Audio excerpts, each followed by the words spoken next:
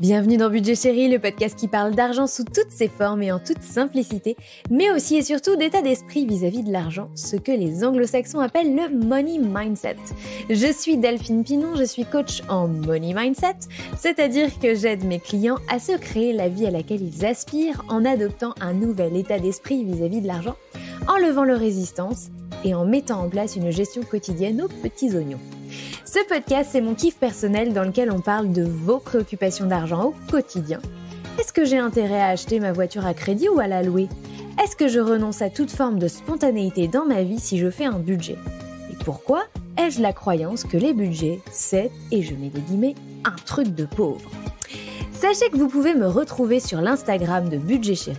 C'est mon principal canal de communication avec vous et surtout, vous pouvez m'y contacter directement. Je réponds à tous vos messages sur mes posts ou sur mes programmes. Je vous préviens du lancement de mes nouvelles offres. Parfois même, je fais des lives un peu à l'improviste. Voilà, donc rendez-vous sur Instagram pour prolonger la réflexion et la discussion.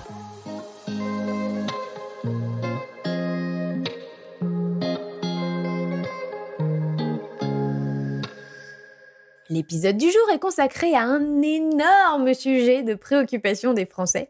Il s'agit du poste de dépense numéro 2 des ménages, à savoir la voiture. Pour en parler, j'ai invité Jean-Luc Moreau. Son nom vous dit peut-être quelque chose, il est journaliste auto depuis 34 ans, c'est-à-dire depuis l'année de ma naissance, et son CV est long comme le bras. Il est co-créateur notamment de l'émission Turbo sur M6. Il a collaboré sur d'autres émissions auto, sur TF1, sur France 2, 13e rue et sur le magazine Automoto. Il est également rédacteur en chef du magazine Voiture écologique en tant que spécialiste des véhicules propres, et il a co-animé pendant 17 ans Votre Auto, une émission hebdomadaire sur RMC, et vous pouvez l'entendre désormais sur Sud Radio, tous les samedis, de 11h à midi dans l'émission On parle auto. Ça fait très longtemps que je veux traiter ce sujet de la voiture dans un épisode parce qu'il y a tellement de choses à dire sur la voiture. Mon fil rouge de cet épisode, c'est cette question qui m'obsède. Existe-t-il un moyen de faire de la voiture un investissement et non un poste de dépense ? Avec Jean-Luc, on a passé en revue tous les aspects de la voiture, en tout cas beaucoup d'aspects de la question de la voiture. Neuf ou occasion, moteur thermique, moteur électrique ou moteur hybride, essence versus diesel, les types d'équipements qui valorisent notre achat, la question de l'entretien, les modes d'achat d'un véhicule, les différentes marques, les voitures de luxe, et on s'est même payé le luxe de parler des voitures anciennes et des voitures de collection. Jean-Luc possède d'ailleurs 12 voitures, 12 voitures dont un certain nombre de voitures anciennes de collection dont il est fan. Pour moi, qui ne perçoit que la valeur utilitariste d'une voiture et qui n'y accorde absolument aucune importance, je dois avouer que c'était un peu un choc des cultures. Je vous préviens par avance que même si cet épisode est mon plus long à date, il est certain qu'il y aurait encore matière de faire un autre épisode au moins de 2 heures pour couvrir l'ampleur du sujet. En espérant que vous appreniez de quoi vous permettre d'éclairer vos choix de consommateurs à l'avenir, je vous souhaite une bonne écoute et vous retrouve à la fin de l'épisode. Salut Jean-Luc. Bonjour Delphine. Je te remercie d'avoir répondu oui à mon invitation pour parler d'un sujet. Ça fait hyper longtemps que je veux parler de voiture. Mais d'une, moi j'y connais pas grand-chose. Et de deux, j'avais besoin d'un expert qui soit pas parti pris, quoi. Quelqu'un qui soit pas du milieu de l'automobile, qui soit pas un constructeur, qui soit pas un distributeur. Et du coup, je voulais quelqu'un qui ait la liberté de pouvoir me parler de tous les aspects de la voiture. Quelqu'un qui n'a pas quelque chose à vendre, quoi. Pour être... C'est ça. Mais c'est ce qui a fait le succès. Hein. Je suis resté 17 ans sur RMC. Ce qui a fait le succès de l'émission que j'animais, qui avait 1 million d'auditeurs, c'était ma liberté. C'était ma liberté. Et c'est vrai que de ce côté-là, j'ai toujours été tranquille. J'ai toujours pu dire tout ce que je voulais. Et je me suis par exemple dressé contre le diesel à l'époque où on vendait 74% de diesel en France, en disant attendez, c'est une hérésie totale, on nous ment en plus sur la pollution. Bon, j'avais un petit peu raison avant tout le monde. J'ai eu raison dans plein de domaines. J'ai créé un magazine qui parlait de voitures propres en 2004, donc c'était un petit peu avant tout le monde. J'ai commencé à parler des carburants alternatifs, j'ai commencé à parler de l'électrique, à l'époque où on me prenait, en fait, même mes confrères me prenaient pour un dingue. Ils me disaient, mais qu'est-ce qui t'arrive? Je disais, mais écoutez, vous savez quoi? J'adore l'automobile et je veux pas que demain on nous interdise de rouler. Donc il faut essayer de montrer la voie. Il faut essayer au quotidien d'être le plus vertueux possible pour pas qu'on nous interdise de rouler avec des voitures. C'était ça. Mon credo, c'est toujours ça. C'est toujours intéressé, ça. En fait. Donc non, mais c'est intéressé parce que j'aime la voiture. J'en ai 12 des voitures. Alors quand j'en parle, je sais de quoi je parle. Alors j'ai 2 voitures modernes et j'ai 10 voitures de collection et j'adore l'automobile. Tu penses que si t'étais pas journaliste, tu aurais 12 voitures quand même? Je veux dire, est-ce que ça a un rapport avec ton activité? Non. Ou c'est vraiment la passion qui parle? Non, c'est vraiment une passion. Ça n'a aucun rapport. Dans les voitures que j'ai, hein, la moyenne d'âge de mes voitures, elle est de plus de 50 ans. Donc ça n'a pas de rapport avec mon métier. Je tire pas d'intérêt de mon métier pour acheter des véhicules moins chers, par exemple. C'est pas du tout le cas. De toute ma vie, je crois que j'ai jamais acheté une voiture neuve d'ailleurs. J'ai toujours acheté des voitures d'occasion. On va en reparler de ça. Non, mais en plus, visiblement, moi je le sais, mais peut-être que les auditeurs qui ne te connaissent pas le savent pas, mais t'es assez branché voiture ancienne. Oui, complètement. Ouais. Donc j'ai 2 voitures modernes qui sont des voitures hybrides, parce qu'il faut au quotidien rouler le plus propre possible. Il y en a même une qui est hybride éthanol, ce qui permet de faire... j'ai la petite parenthèse, 500 km avec 20 € de carburant. Alors ça, quand on parle budget, ça résonne. Ouais, non, ça résonne bien. Il y a pas besoin de longs discours pour arriver à convaincre les gens que c'est une bonne solution.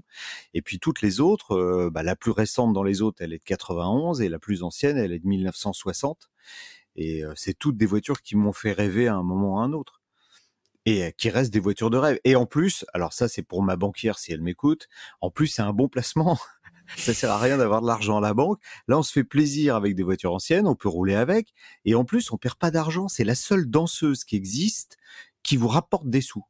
D'habitude, ça coûte plutôt de l'argent, les danseuses. Alors, je pense que je vais être... je pense que de temps en temps, dans cet épisode, je vais être ton contradicteur. Ouais. Mais effectivement, moi, j'ai un gros sujet qui était finalement, je crois, la grosse question sous-jacente de cet épisode, c'était... aujourd'hui, la voiture, pour 99% des Français, est un poste de coût. Est-ce qu'il y a une façon d'en faire un investissement? Bien sûr. D'en faire un investissement. C'est même pas de diminuer ce poste de coût, c'est d'en faire un investissement. Avant ça, parce que je pense ça va être tout au long de l'épisode qu'on va essayer de répondre à cette question, je voulais donner quelques chiffres, surtout pour les auditeurs qui vont écouter. J'ai trouvé cette information sur plusieurs sites. Ça se recoupe à peu près. Le coût annuel moyen d'une voiture, ça comprend son achat, les frais d'assurance, d'entretien, péage, carburant, etc. S'élève en moyenne à 6 000 €. C'est ça. Soit entre 6 et 7 000 €. Ouais. 10 et 15% du budget d'un ménage. Budget annuel d'un ménage. Deuxième ou troisième poste. Deuxième poste budgétaire. En fait, on dit transport, deuxième poste budgétaire. Mais si on prend l'automobile, c'est la part la plus importante dans les transports. Alors, c'est vrai qu'il y en a qui n'ont pas de voiture, de plus en plus dans les grandes villes françaises d'ailleurs, mais 80% des déplacements en France restent quand même, se font grâce à l'automobile. Il y a plein de gens qui ont une voiture, non pas parce qu'ils aiment ça, mais par nécessité. Donc, c'est un peu comme... Alors, le premier poste, c'est l'habitation, on n'a pas le choix, il faut bien dormir quelque part, mais je serais tenté de dire la voiture, le deuxième poste, c'est un peu la même chose. Certains ont la nécessité de se déplacer pour aller travailler et ils n'ont pas d'autre choix que d'avoir une voiture. Donc, c'est aussi un budget... auquel on ne peut pas échapper, malheureusement. Et en fait, quand on y pense, ça rivalise, à mon avis, avec le budget alimentation pour beaucoup de Français, parce que la deuxième place ne doit pas être loin entre le budget alimentation et le budget voiture, donc c'est à quel point c'est important. Et pourtant, une autre question qui est un peu obsessionnelle pour moi, c'est où est-ce qu'est il y a une vraie dimension, tu vois, tu le vis toi aussi, quoi. 12 voitures, on est au-delà du nécessaire, on est vraiment dans Ah oui, la oui, bien passion, sûr. etc. Ouais, là, c'est de la Et, passion. Ouais. et vraiment, la voiture, chez les Français, mais je suis pas sûre que les Français soient une exception culturelle mondiale, chez les Français, il y a vraiment ce truc, un peu, on sort du raisonnable. En fait, on sort de toute logique financière. On disait qu'effectivement, il y a des gens qui ont des véhicules par nécessité et clairement, il y a aussi une frange de la population qui ont des véhicules par pur confort. Par pur plaisir, Euh, oui.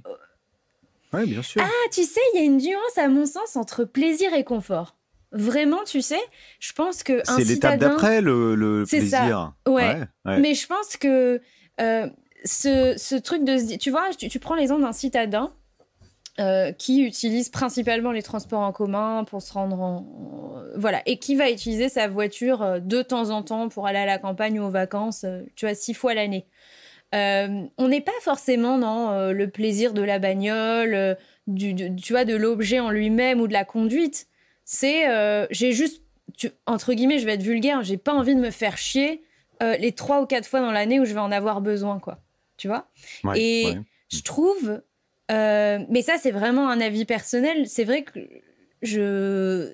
c'est là où, budgétairement, tu vois, j'ai l'impression que ça sort vraiment de toute rationalité, tu vois. Il y a une grosse différence entre ce que ça va coûter à la personne et l'usage qu'elle va vraiment en faire. Alors, on peut, c'est le paradoxe, hein, on peut avoir des choix rationnels. C'est ce qui a fait le succès en France de la marque Dacia, où on a vraiment des voitures qui sont vendues au juste prix, parce qu'on a découvert quand Dacia est arrivé sur le marché que les constructeurs avaient parfois des marges qui étaient un peu déraisonnables. On pouvait acheter une Dacia équivalente au modèle Renault pour 25% de moins et finalement avoir une voiture qui était presque aussi bien. Et aujourd'hui, elles sont même mieux que certaines Renault.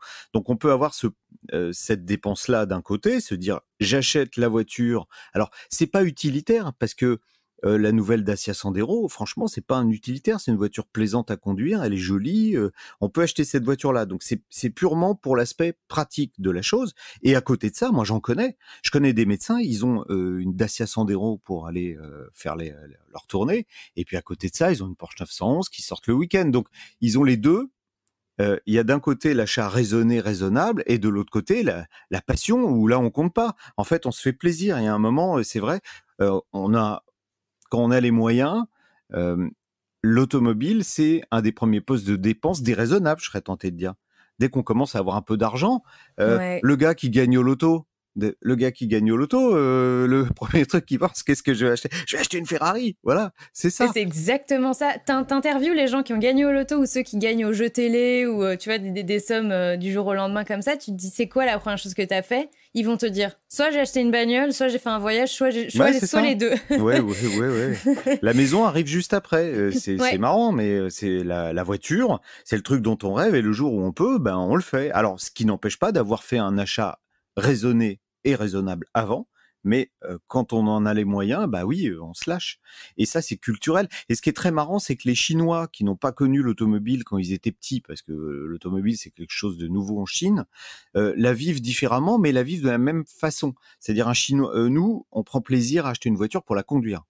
Les Chinois vont acheter une voiture plutôt pour être confortablement installés dedans, c'est-à-dire à la limite avoir un chauffeur et une limousine et rouler à l'arrière de la limousine.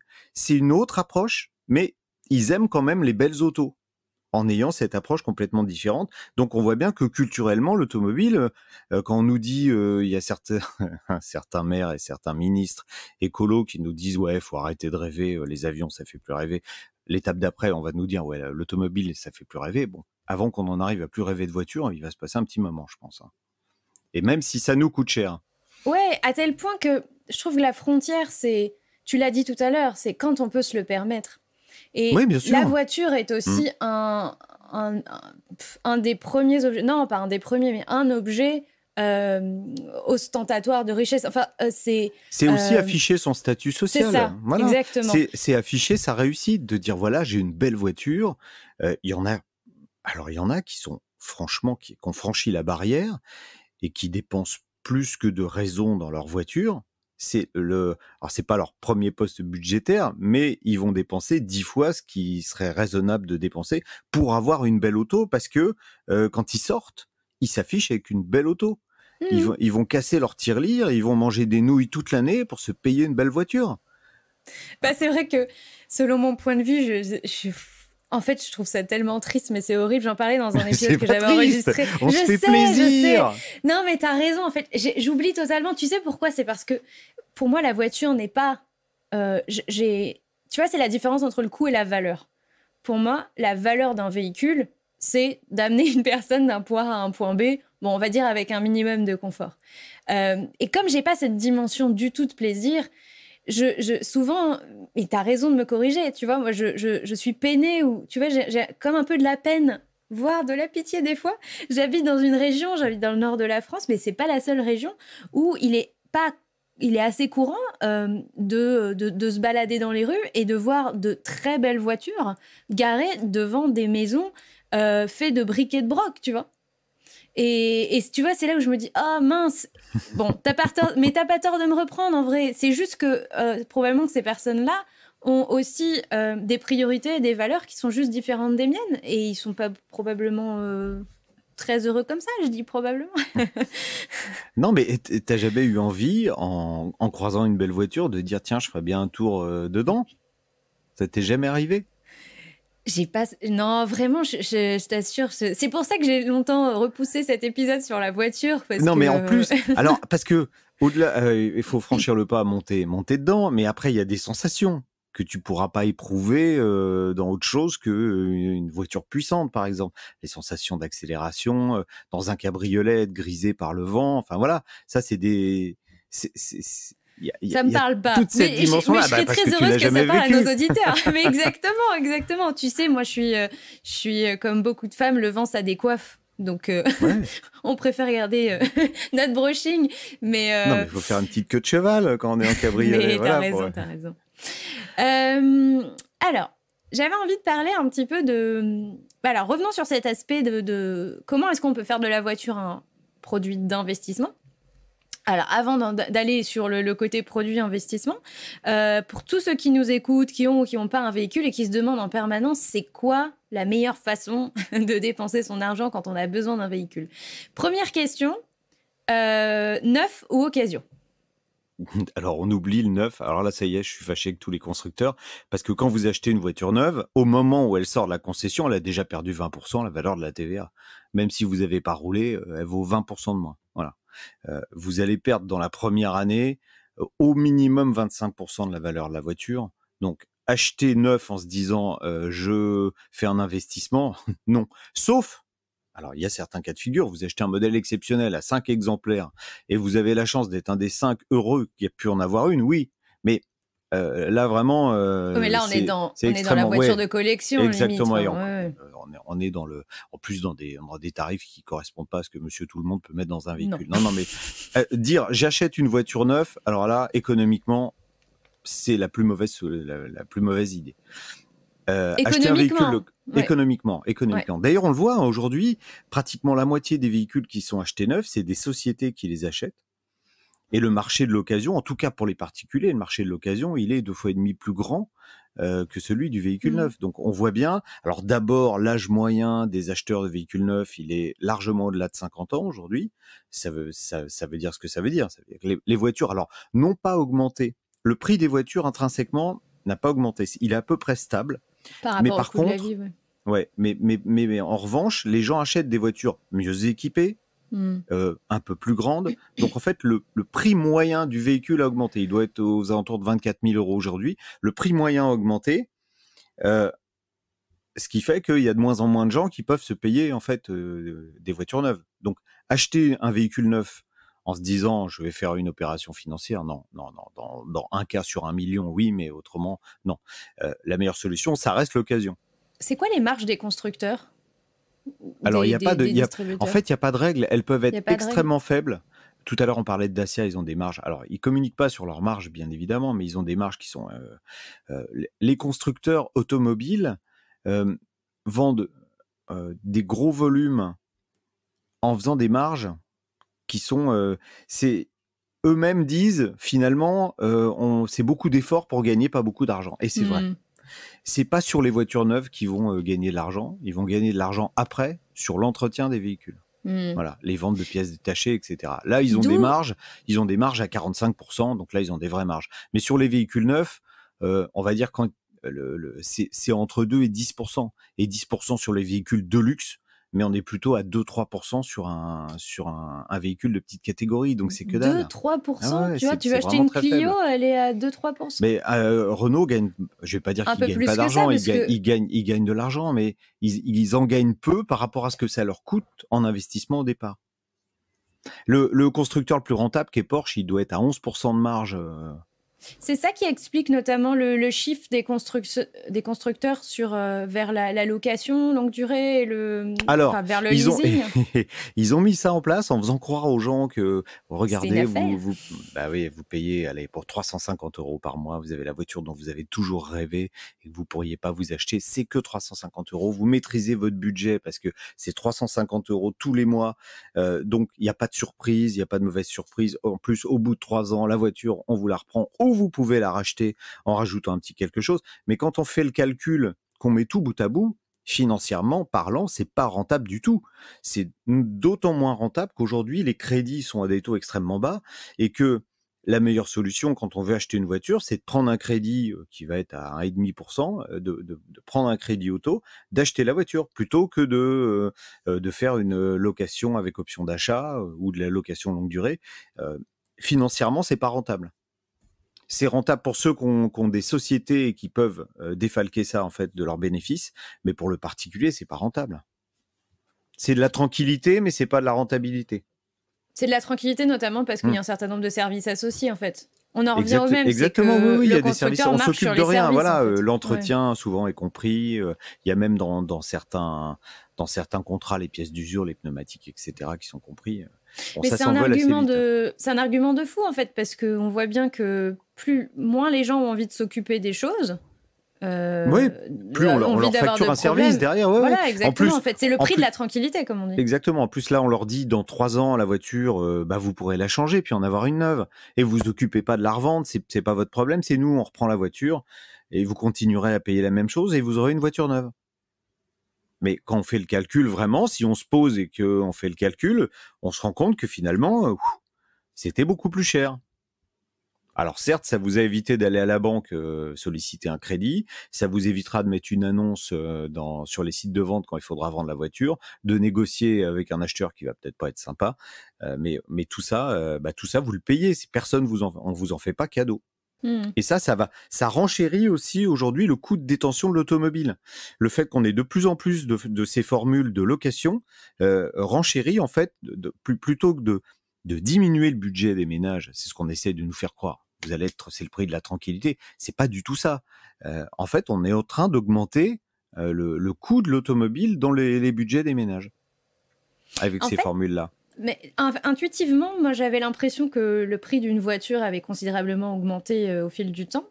Et effectivement, en faisant mes recherches, et tu confirmes exactement ce que j'avais vu, c'est que en soi, le prix de la voiture en elle-même est relativement stable. Mais comme on achète des voitures toujours plus grandes, toujours mieux, toujours plus, c'est ça qu'on achète. Et surtout la batterie de service qui va avec, les frais d'entretien qui sont de plus en plus chers, etc., etc. On va revenir sur ce sujet après.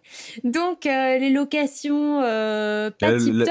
Ouais, la location option d'achat, location longue durée, franchement, si vous voulez, si la priorité pour vous, c'est un budget serré, oubliez. Donc, on oublie la voiture neuve, on oublie la location avec option d'achat, on achète un véhicule d'occasion. Alors, il y a des véhicules d'occasion récents qui sont des très bonnes affaires, parce qu'aujourd'hui, vous avez tous ces gens-là qui font de la location longue durée. Quand ils récupèrent les voitures en parc après, ils les remettent en état et ces véhicules-là, ils vont les revendre. Ils sont obligés de les revendre en occasion. Ils les remettent pas en location. Non, ils les remettent pas en location. C'est que du neuf en location. C'est que du neuf, oui. Oui, c'est que du neuf en location.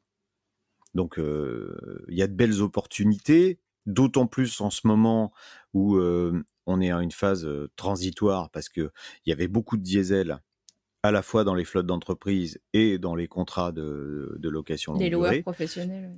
Et aujourd'hui, les loueurs ont fait leurs calculs. Alors, ça c'est pareil, hein, je vais me fâcher avec plein de gens, mais ils ont fait leur calcul de rentabilité sur une valeur de revente des diesels aujourd'hui qui s'est effondrée. Donc il y a des belles opportunités pour celui qui veut acheter un diesel d'occasion, celui qui roule beaucoup, parce que le diesel reste une bonne idée pour le gros rouleur, celui qui va faire beaucoup de kilomètres. On peut se payer une belle berline allemande diesel 20 ou 30% moins cher que ce qu'elle aurait valu il y a 5 ans. Donc on peut se faire plaisir. Si vous rêvez d'une BMW ou d'une Mercedes ou d'une Audi, bah voilà, là c'est le moment. Quand tu dis ça, parce que les gens se disent toujours, elles sont où les bonnes affaires, tu vois. Mais il faudra les garder, par contre. Il faudra les garder. Oui, il faudra les garder parce que aujourd'hui, alors sur le marché de l'occasion, 60% des ventes sont des diesels. Alors les défenseurs du diesel qui disent oui, il est pas mort, regardez, c'est encore 60% des ventes en occasion. Ils oublient quelque chose, c'est que on vendait 10 ans en arrière 74% de diesel, donc évidemment le marché de l'occasion il est saturé par les diesels, sauf qu'aujourd'hui on n'en veut plus, donc c'est l'offre et la demande. Donc il y a beaucoup d'occasions en diesel qui sont proposées.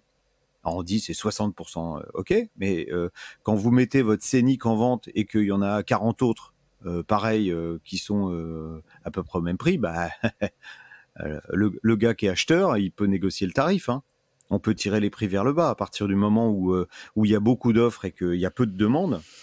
Il y a des bonnes négociations à faire. Mais vous serez dans la situation inverse quand il faudra le revendre, par contre. Donc, c'est un achat qui est intéressant financièrement si on décide de garder la voiture sur le long terme. Oui, ok. Pour pas bénéficier, enfin, pour pas subir la baisse de. Bon, sachant qu'on gagnera pas d'argent avec cette voiture-là. Hein. Toujours attention. Pas. Hein. Toujours pas. Il y a quelques véhicules avec lesquels on gagne de l'argent. Ça nécessite plus de connaissances, je dirais, que pour boursicoter. C'est des véhicules de collection ou des véhicules récents qui ont été produits en petite série.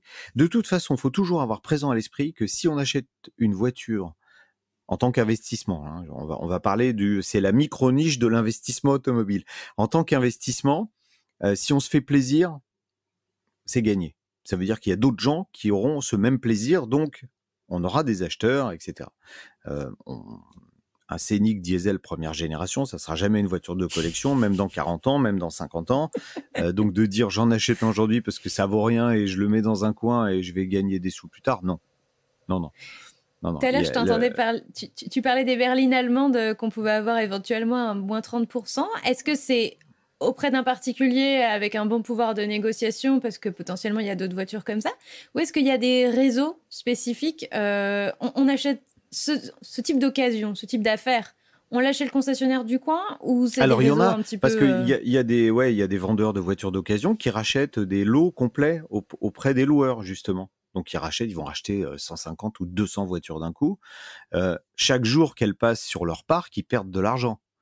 Donc, quand on est intéressé par ce genre de véhicule, on a intérêt à aller voir. Le gars va vous afficher un prix, on le laisse marner une semaine ou deux. De toute façon, si on veut un véhicule, comme je disais, hein, la grosse berline allemande diesel, c'est typiquement la bonne affaire du moment. Vous y allez, le gars il vous dit bon bah voilà, c'est 25 000 €. Et, ok, mais moi j'ai un budget de 20 000. Le mec va vous dire ou de 15 000. Il va dire ah bah non, c'est pas possible. Vous repassez le voir un mois après, si la voiture est toujours là, je pense qu'il va faire un gros effort parce que chaque jour il perd des sous sur ces véhicules-là parce que la clientèle est en train de se raréfier de plus en plus. Il y a quelques années, ça partait comme des petits pains. Le gars, il en recevait 10 dans la semaine, il en avait vendu 10. Aujourd'hui, c'est un petit peu plus dur à écouler. Par contre, si vous avez un modèle essence, c'est le paradoxe, c'est qu'il va partir tout de suite, lui. Mais du coup, c'est comme pour tout, en fait. Si on nous leurre si on est pressé, qu'on va acheter un truc rapidement et qu'on a peur de passer à côté du truc, c'est là qu'on va finalement passer à côté de la vraie bonne affaire. On va vouloir acheter tout de suite au prix où il nous a dit, on va avoir peur de faire baisser les enchères. Et en fait, il faut avoir conscience, c'est ça, en fait, c'est ça que tu dis. C'est que quand tu passes la porte du concessionnaire ou du revendeur, il faut avoir conscience potentiellement de ce que tu veux acheter et de ton pouvoir de négociation. Oui, bien sûr. Mais tu tentes ta chance et voilà. Le gars, il va toujours dire... Alors, le mieux, c'est d'y aller avec quelqu'un qui n'est pas intéressé, puis le laisser négocier, parce qu'il n'y a rien de pire que d'arriver et de trouver « Ah, elle est belle, la voiture, machin, tout ça, on monte dedans, faire un tour avec. Ah ouais, elle est super. Bon, là, le gars se dit « C'est bon, je l'ai ferré. » Non, le mieux, c'est d'y aller avec quelqu'un qui est complètement désintéressé. qui va dire ouais bon ok d'accord, bon elle est belle mais là il y a un truc qui va pas, là il y a ça,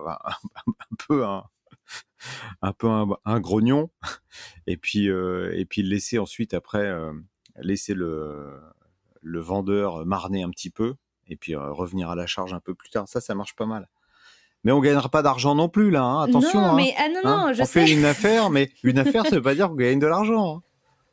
Il y a une autre stratégie qui consiste à dire il y a quand même des marques un peu plus premium que d'autres. Est-ce que ça vaut pas le coup de les acheter elles? Donc je pense à Audi, je pense à Volkswagen, je pense à BMW qui vont être un peu plus cotées que Renault, que Citroën, etc. Et qui se décotent aussi moins vite. Mais on les achète plus cher. Est-ce que bon an mal an, ça revient au même? On l'achète plus cher, on vend plus cher? Ou est-ce qu'il y a un vrai intérêt à faire cette stratégie, à acheter des marques qui sont un peu plus premium? Au-delà du plaisir de conduite, encore une fois. Alors, il y a un autre paramètre qui va rentrer en ligne de compte quand même, c'est qu'en France, on est en train d'instaurer des zones, ce qu'on appelle des ZFE, des zones à faible émission, donc où il y a des restrictions de circulation pour certains types de véhicules. Il y a des vignettes qui sont imposées sur les voitures, c'est les vignettes critères. Donc, ça va de... Alors, critère, on va l'appeler 0 pour les véhicules électriques, ensuite critère 1 pour les véhicules les plus récents, moins polluants, critère 2, etc. Et il y a même des voitures qui sont plus classées critères. Aujourd'hui, par exemple, en région parisienne, alors je dis région parisienne parce que c'est pas que Paris intramuros, c'est le périmètre de l'A86 à l'intérieur. Les véhicules qui sont classés critère 4 ou au-delà n'ont plus le droit de circuler. Ça veut dire que une grande partie des diesels anciens ont déjà plus le droit de circuler. Et quand on va arriver en 2024, les diesels n'ont plus le droit de circuler du tout, même qu'ils soient récents ou anciens. Donc, on sait fatalement, celui qui aura un diesel et qui circulera dans ces régions-là, sa voiture, il y a de moins en moins de gens qui en voudront. Donc forcément, ça va impacter sa valeur résiduelle. Dans 3 ans, la voiture, je ne vais pas dire elle ne vaudra plus rien, mais elle ne vaudra plus rien pour un client qui habite en région parisienne.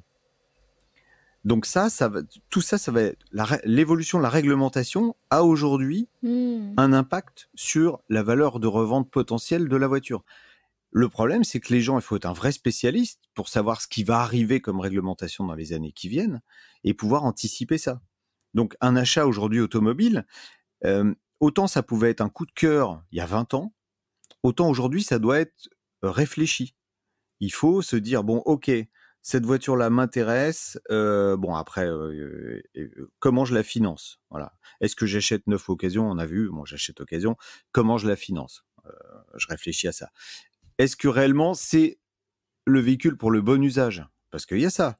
Aujourd'hui, il y a plein de choix possibles. Il faut trouver la bonne voiture. Pourquoi? Je prends un exemple. J'achète ma grosse berline allemande, là, diesel, super. Je fais que de l'embouteillage dans Paris avec. Je fais de l'embouteillage dans une grande ville de France avec. Je suis à Lille, tiens, c'est bien pourri au niveau des embouteillages.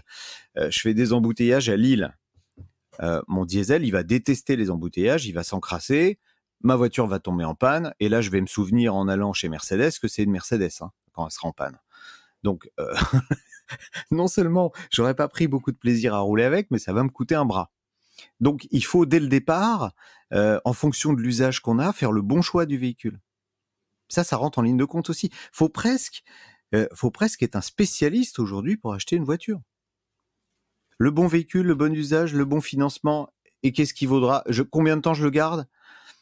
Et combien de temps je le garde, ça induit combien de temps, qu'est-ce qui vaudra quand j'aurai décidé de le revendre dans 3, 4 ans, 5 ans?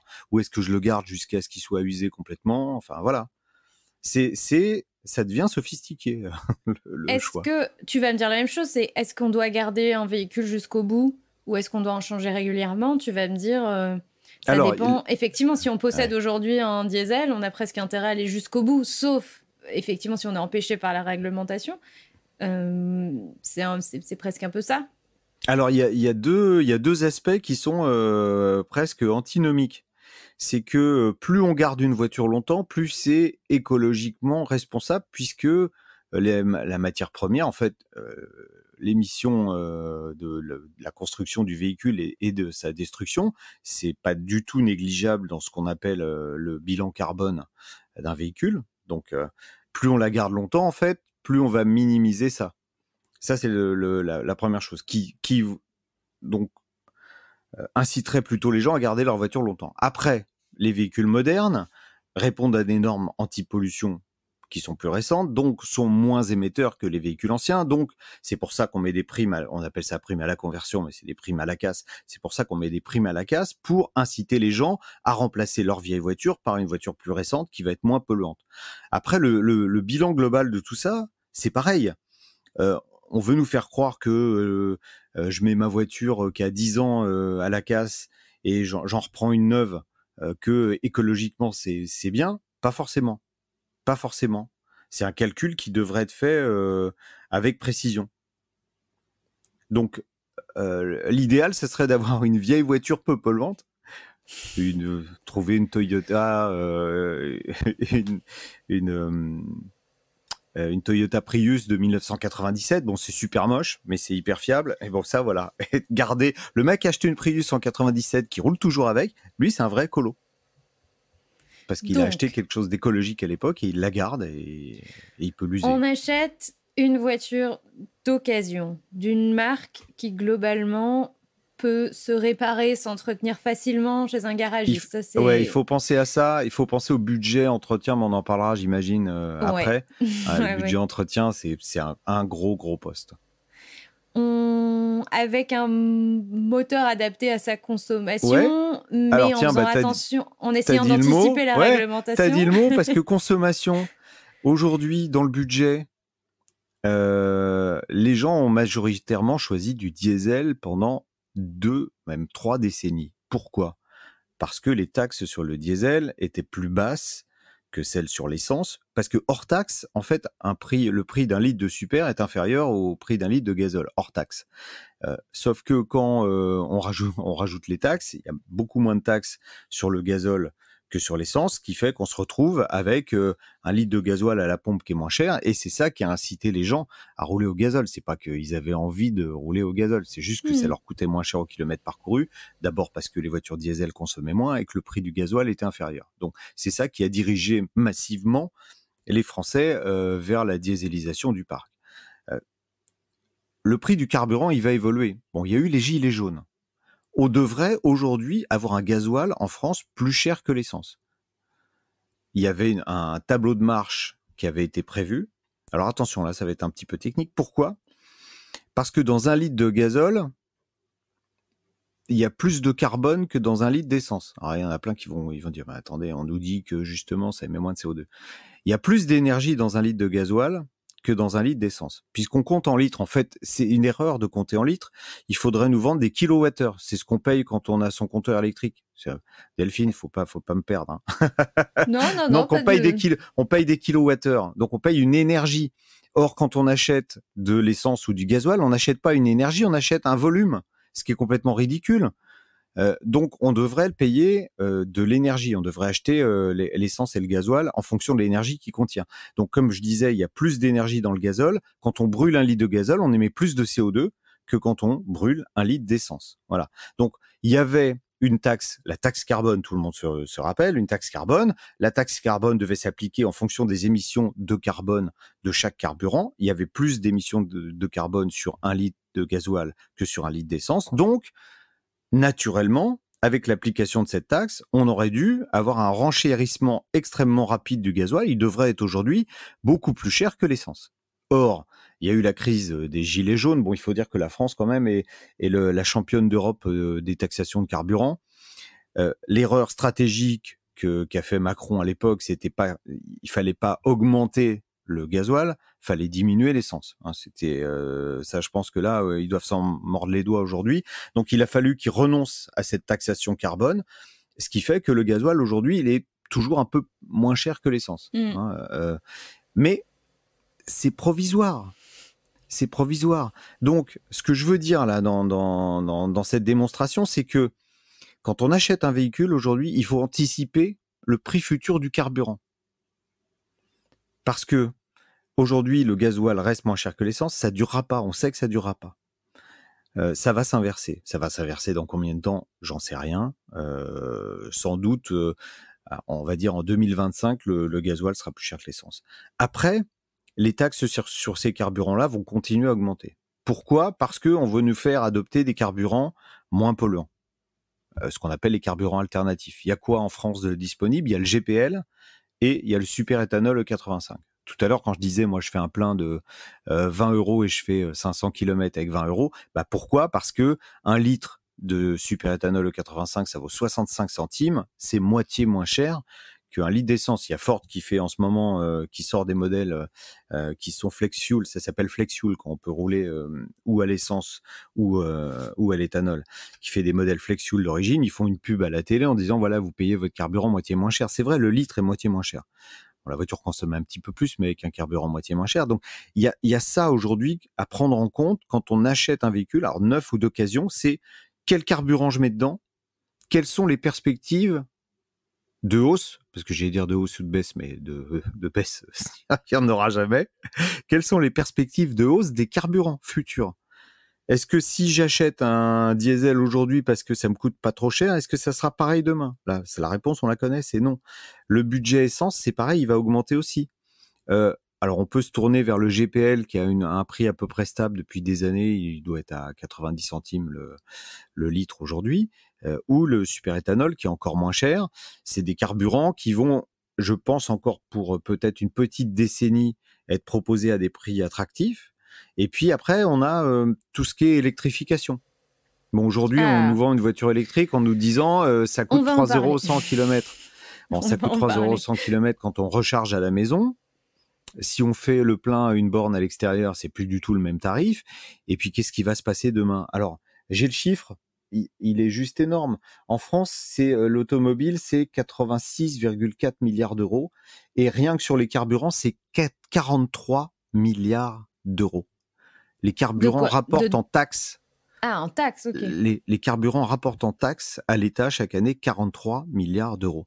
Si demain, tout le monde roule à l'électrique, imaginons, tout le monde passe à l'électrique, les 43 milliards, là, ils vont manquer quand même dans la caisse de l'État. Comment on fait? Il va bien falloir à un moment mettre une taxe sur la consommation électrique des véhicules électriques. Donc, il y aura forcément à un moment ou à un autre une taxe qui va se substituer, ce qu'on appelle aujourd'hui la TICPE, un taxe intérieure de consommation sur les produits énergétiques. D'ailleurs, le nom, il avait changé parce qu'au départ, c'était la TIPP, taxe intérieure sur les produits pétroliers. Et puis, bon, par exemple, l'éthanol, c'est issu de plantes, c'est de l'alcool, hein, c'est pas un produit pétrolier. Donc, ils se sont dit, oula. Et si demain, il y a un petit malin alors, ce que je vais dire, c'est utopique, hein, mais s'il y a un petit malin qui arrive à inventer le moteur à eau, il y aura pas de taxe sur l'eau? Non, c'est plus produit pétrolier, c'est taxe intérieure de consommation sur les produits énergétiques. À partir du moment où ça sert de carburant, peu importe que ce soit du sable, de l'eau ou même de l'air, il peut être taxé. Cette taxe peut s'appliquer. On est toujours sur ce principe de mon carburant ou mon électricité, je vais la payer moins cher, mais du coup, mon véhicule, je le paye plus cher. J'aurai plein de questions sur l'électrique après. Ouais, mais c'est un calcul à faire sur le long terme, hein, vraiment. Hein. Ouais, mais alors, du coup, de toute façon, alors, il y a des choses qu'on peut plus ou moins prévoir. Effectivement, le diesel, on sait que ça va augmenter. On ne sait pas quand, on ne sait pas dans quelle proportion, mais on sait que ça va augmenter. L'électricité... On ne sait pas trop. Ça peut augmenter, ça peut baisser. Est-ce que les effets d'augmentation et de diminution vont se compenser? C'est un peu un point d'interrogation. Du coup, il y a quand même pour le diesel, par exemple, le calcul, c'était plus je roule, et je ne sais pas d'ailleurs... Plus c'est rentable. Tu dois avoir un chiffre là-dessus. Donc, plus je roule, plus c'est rentable. Mais peut-être que si je roule beaucoup, mais que je le revends au bout d'un an, j'aurais quand même perdu de l'argent, par exemple. Donc, il y a aussi un facteur de durée de détention, évidemment, qui est important dans le... Alors, là, il y avait quelques années en arrière, quand on arrivait chez un concessionnaire, qu'on voulait acheter une voiture, même si c'était une petite voiture pour faire des petits trajets, le gars vous disait, prenez un diesel. Ah bon, oui, mais elle est 2500 ou 3000 € plus chère. Oui, mais peu importe. Vous verrez, ça vous coûtera moins cher à la pompe. Et quand vous le revendrez, vous récupérerez le surcoût à l'achat. Bon. Donc, on a fourgué du diesel à tout le monde, y compris à ceux qui n'en avaient pas besoin, c'est-à-dire ceux qui faisaient des des petits trajets ou qui roulaient peu, hein, des gens qui faisaient moins de 10 000 km par an, ils avaient rien à faire dans un diesel. On leur a vendu en leur faisant miroiter la reprise qui sera plus intéressante. Bon, aujourd'hui, ça, on a compris que quand on achète un diesel demain, on a toutes les chances non seulement de pas récupérer le surcoût par rapport à un véhicule essence, mais en plus de perdre de l'argent au moment de la revente parce qu'il y en a beaucoup et que il y a pas de demande. Hein. Donc ça, aujourd'hui, ça marche plus. Donc, il reste quand même un surcoût à l'achat sur le diesel. Le carburant est moins cher, donc le kilomètre parcouru carburant est moins cher, l'entretien est plus cher. Donc, c'est un calcul à faire au départ. Hein. Ce que je disais, aujourd'hui, ça devient super compliqué d'acheter un véhicule. C'est un calcul à faire au départ. Combien je fais de kilomètres? Quel type de trajet je fais? Et est-ce que, alors, si on est en dessous de 25 000 km, il n'y a pas de question à se poser. Il ne faut pas prendre un diesel. Si on est au-dessus de 25 000 km, on doit faire le calcul. Savoir le modèle qu'on va acheter par rapport au modèle essence équivalent, quel est le surcoût, et est-ce que je rentabiliserai ce surcoût sur un kilométrage que je vais faire en prévoyant de garder la voiture 4, 5, 6 ans, et en la revendant en se disant je vais perdre de l'argent à la revente puisque j'aurai du mal à revendre ce diesel. Donc c'est vraiment un calcul, ça réserve ce type d'énergie vraiment aux gros rouleurs. Et il y a encore une inconnue dont on vient de parler, c'est quid du prix du gasoil dans 3 ans. Sur l'électrique, aujourd'hui, si c'est sûr, il y a forcément des auditeurs, et t'en as depuis un certain nombre d'années sur RMC, qui te disent est-ce que c'est vraiment intéressant de passer à l'électrique? Bon. Il y avait le frein de l'installation de la... Ça commence à passer, ça. Les gens ont moins de freins sur installer une recharge chez eux. Ça commence à... Voilà, alors, c'est un gros frein. C'est pas trop compliqué quand on est en maison individuelle. Hein, oui. On a tous une prise de courant chez nous, à la limite. Bon, voilà, mettre une prise renforcée, il y a des aides aujourd'hui qui permettent de faire ça. C'est plus compliqué quand on est en habitat collectif. Et la réglementation impose alors ce qu'on appelle le droit à la prise, c'est-à-dire que la copropriété n'a pas le droit de vous refuser l'installation d'une prise dans le parking, mais il faut attendre l'assemblée générale pour. Alors si on achète une voiture au mois de janvier et que l'assemblée générale est au mois de décembre, on peut pas recharger jusqu'au mois de décembre. Il faut que la réglementation soit simplifiée sur ça. C'est aujourd'hui un frein. La recharge, ça va être le frein principal au développement du véhicule électrique. Alors, moins pour les particuliers qui ont des trajets donnés et qui font la recharge chez eux, mais si on veut remplacer une partie des véhicules thermiques qui circulent par des véhicules électriques, il faudra qu'on puisse sortir de la zone habituelle de circulation qu'on a. Si on veut aller plus loin, aujourd'hui, il y a des véhicules électriques qui ont 300 jusqu'à 400 km d'autonomie. Si on décide d'aller plus loin, il faut qu'on puisse refaire le plein entre deux, quoi. On n'imagine pas qu'on va s'arrêter une journée et demie pour faire le plein de la batterie. Donc, il faut pouvoir avoir de la recharge ultra rapide. Ça, c'est ce qui pêche en ce moment. Et on en reviendra à ce que je disais tout à l'heure. Aujourd'hui, la recharge ultra rapide, quand il en existe, ça coûte plus cher que de faire un plein d'essence. Donc, on a un véhicule électrique qui, au kilomètre parcouru, va vous coûter plus cher qu'un véhicule normal. Quand on recharge à l'extérieur. Quand on recharge à l'extérieur, okay. Tout dépend du type de recharge qu'on va utiliser. Aujourd'hui, il y a un peu tout et n'importe quoi. Vous allez chez Ikea, c'est gratos. Vous restez 1 heure chez Ikea, vous branchez votre voiture sur une borne rapide, vous ressortez. Malin Ikea. Vous avez fait 70 ou 80% du plein. Mais comme on est allé acheter Ikea, bon an, mal an. Voilà. Et à l'inverse, vous partez chez Mémé, qui est en Loire-Atlantique, vous arrêtez sur l'autoroute, sur une borne Unity, et là, le plein d'énergie, déjà qui va durer plus longtemps, il va vous coûter 2 fois ce que vous coûterait l'équivalent en essence pour le même trajet. Donc, si on fait le calcul, on va se dire, oh là là. À ce moment-là, on fait que de la recharge chez soi, mais si on veut vraiment remplacer les véhicules thermiques par des véhicules électriques, il faudra qu'on puisse aller où on veut avec, et pas qu'ils soient contraints. Moi, tu vois, par exemple, mon frein sur le véhicule électrique, c'est... il y a un peu de ce que tu as dit, mais c'est un peu l'évolution de la technologie. J'ai l'impression que sur les batteries et tout, j'ai l'impression que je vais acheter un truc et potentiellement, dans 8 ans, dans 5 ans, dans 8 ans, il va être obsolète parce que la technologie, pour moi, n'est pas mûre. C'est pas dans 5 ans, c'est dans 1 an ou dans 2 ans. Bon. Mais on achète bien des téléphones. t'achètes le nouveau, je sais pas quoi, là, Samsung oui, Jean-Luc, S21. Mais c'est pas les. Le problème, c'est que c'est pas les mêmes montants, tu vois. Ah bah, un téléphone à 1000 balles, je trouve que c'est quand même déjà un sacré investissement. Hein. Ah bah ça, on est d'accord. Mais voilà. On parle pas de 1000 balles. Un véhicule électrique, on est. Non, mais plus à 1000 balles, on est d'accord. Mais quand on achète un ordinateur ou un téléphone, au moment où on l'achète, je vais presque dire, il est déjà dépassé. Parce qu'il y a déjà dans les cartons, on vous parle quand on en sera à l'iPhone 150, bon ben ça va aller vite. Hein. Ouais, mais alors d'une, on a une certaine prévisibilité sur l'obsolescence parce qu'on sait qu'à peu près on va garder, en vrai, ton téléphone, tu peux le garder facilement en général entre 4 et 6 ans. C'est surtout l'usage et le besoin de consommer de la nouveauté qui fait qu'on va le changer tous les ans ou tous les 2 ans. Qu'est-ce qu'empêche de garder un véhicule électrique 4 ou 6 ans ? Il n'y a rien. Ah non, mais rien, c'est juste que moi, j'ai un gros point d'interrogation. Oui, tu vois, j'ai l'impression que ça va être inutilisable, que si ma batterie, il faut que je la change, en fait, que ça se trouve, dans 6 ans, ils feront même plus les modèles, que ce sera plus adaptable. Alors ça, c'est un faux problème. Alors, la voiture électrique, elle n'est pas parée de toutes les vertus. Il y a beaucoup de problèmes. On est en train de les traiter un par un. En revanche, au départ, quand les premières voitures électriques sont arrivées, les détracteurs disaient « mais vous vous rendez compte, la batterie, dans 5 ans ou dans 10 ans maximum, faudra la changer. Or, la batterie, c'était à l'époque 50% du prix de la voiture. Aujourd'hui, d'abord, les batteries ont baissé de façon spectaculaire et continuent le prix des batteries de baisser de façon spectaculaire.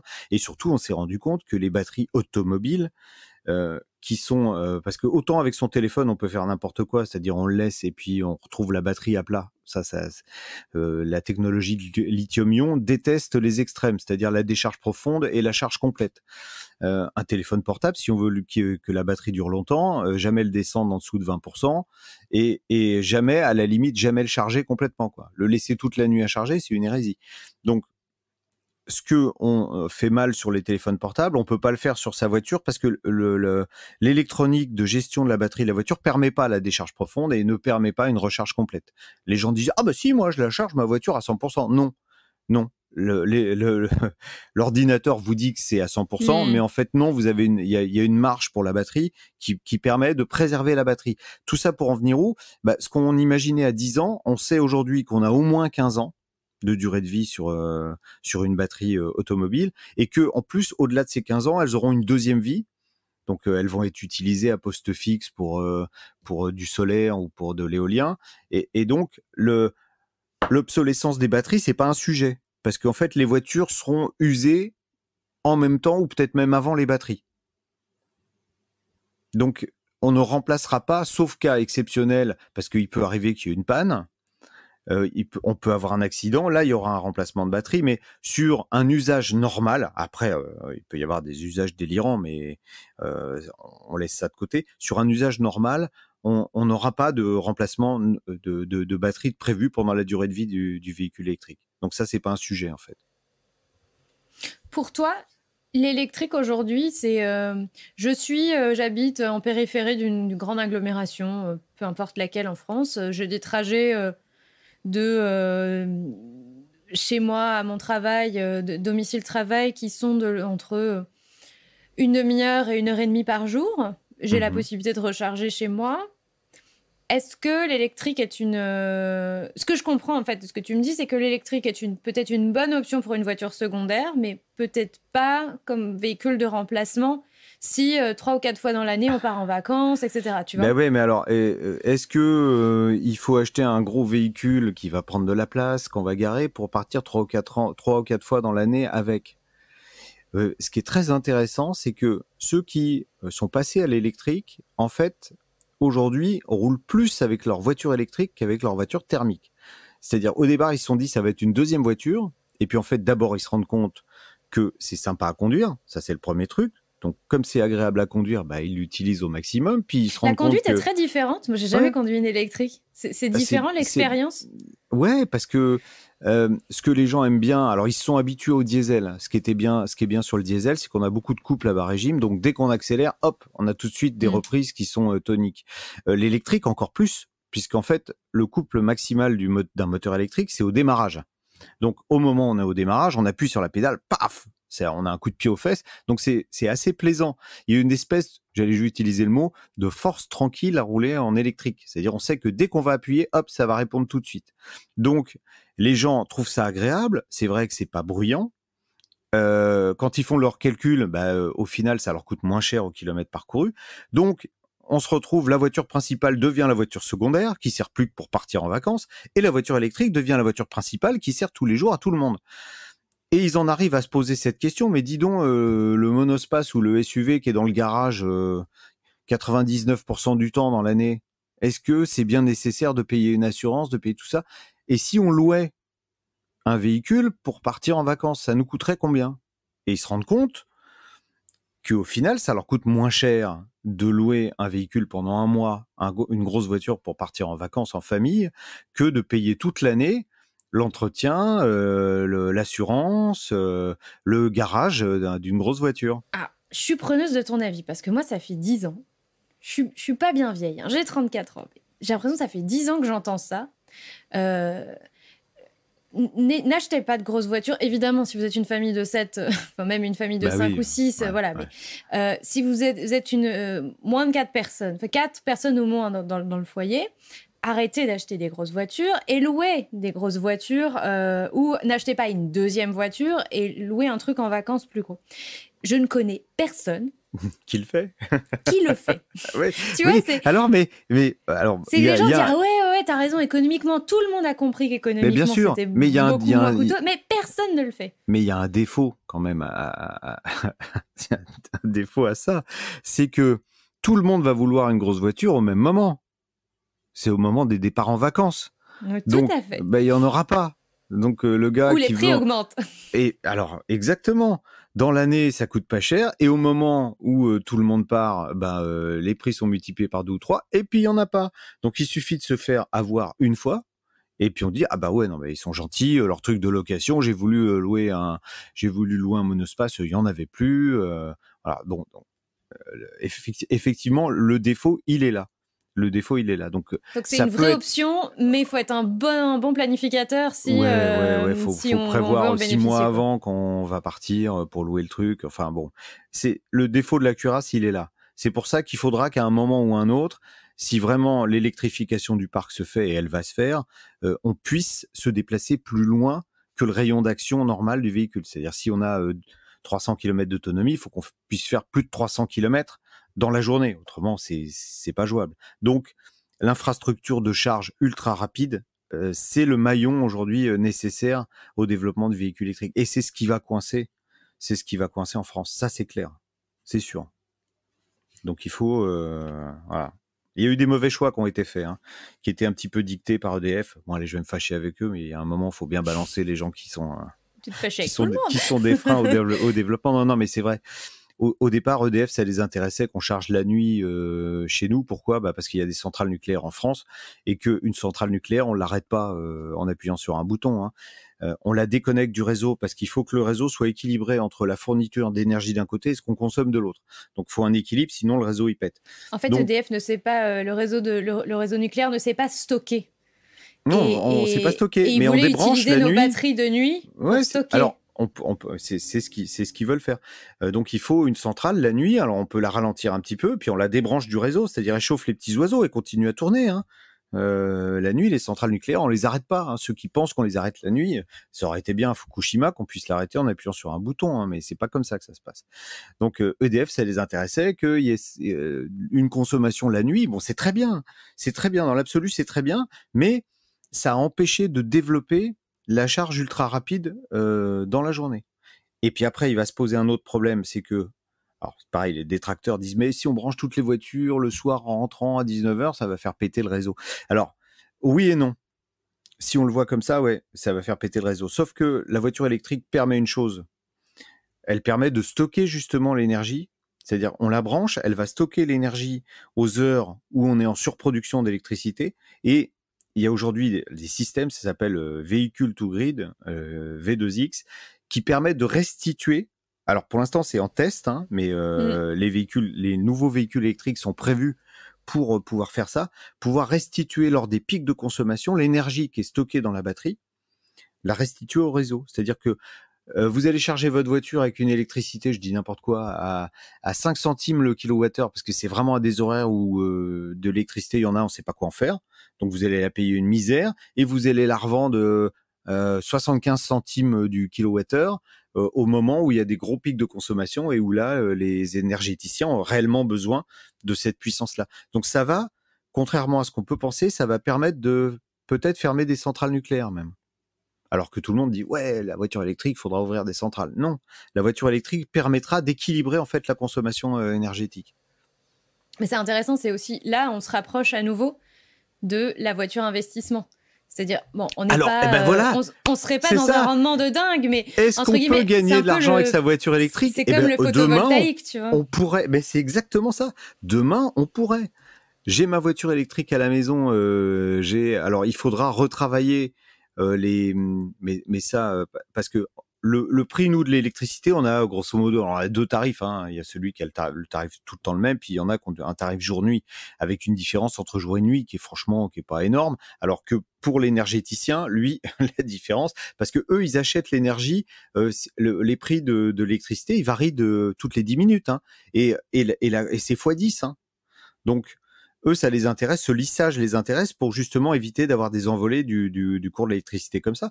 Donc demain, un petit malin qui aurait 3-4 véhicules, bon, j'extrapole, hein, mais un petit malin qui aurait plusieurs véhicules électriques et qui a un contrat d'énergie très intéressant pendant les heures creuses et qui revend à un prix très avantageux pendant les heures de pointe, il peut gagner pas mal d'argent à faire ça. Il fait du stockage d'énergie. Le business de demain. Comment rentabiliser sa voiture? Donc on pourrait effectivement... Alors, peut-être pas rouler gratuitement, alors gagner de l'argent, on n'en est peut-être pas là, mais ça permettra de baisser le budget automobile, ça c'est clair.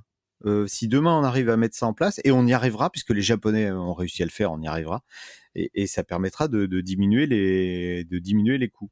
La voiture électrique permet aussi de diminuer l'entretien. Voilà, comme ça fait une passerelle pour l'entretien. Ah mince, mais j'avais plein d'autres questions. Oui. Non, je réserve l'entretien encore pour après.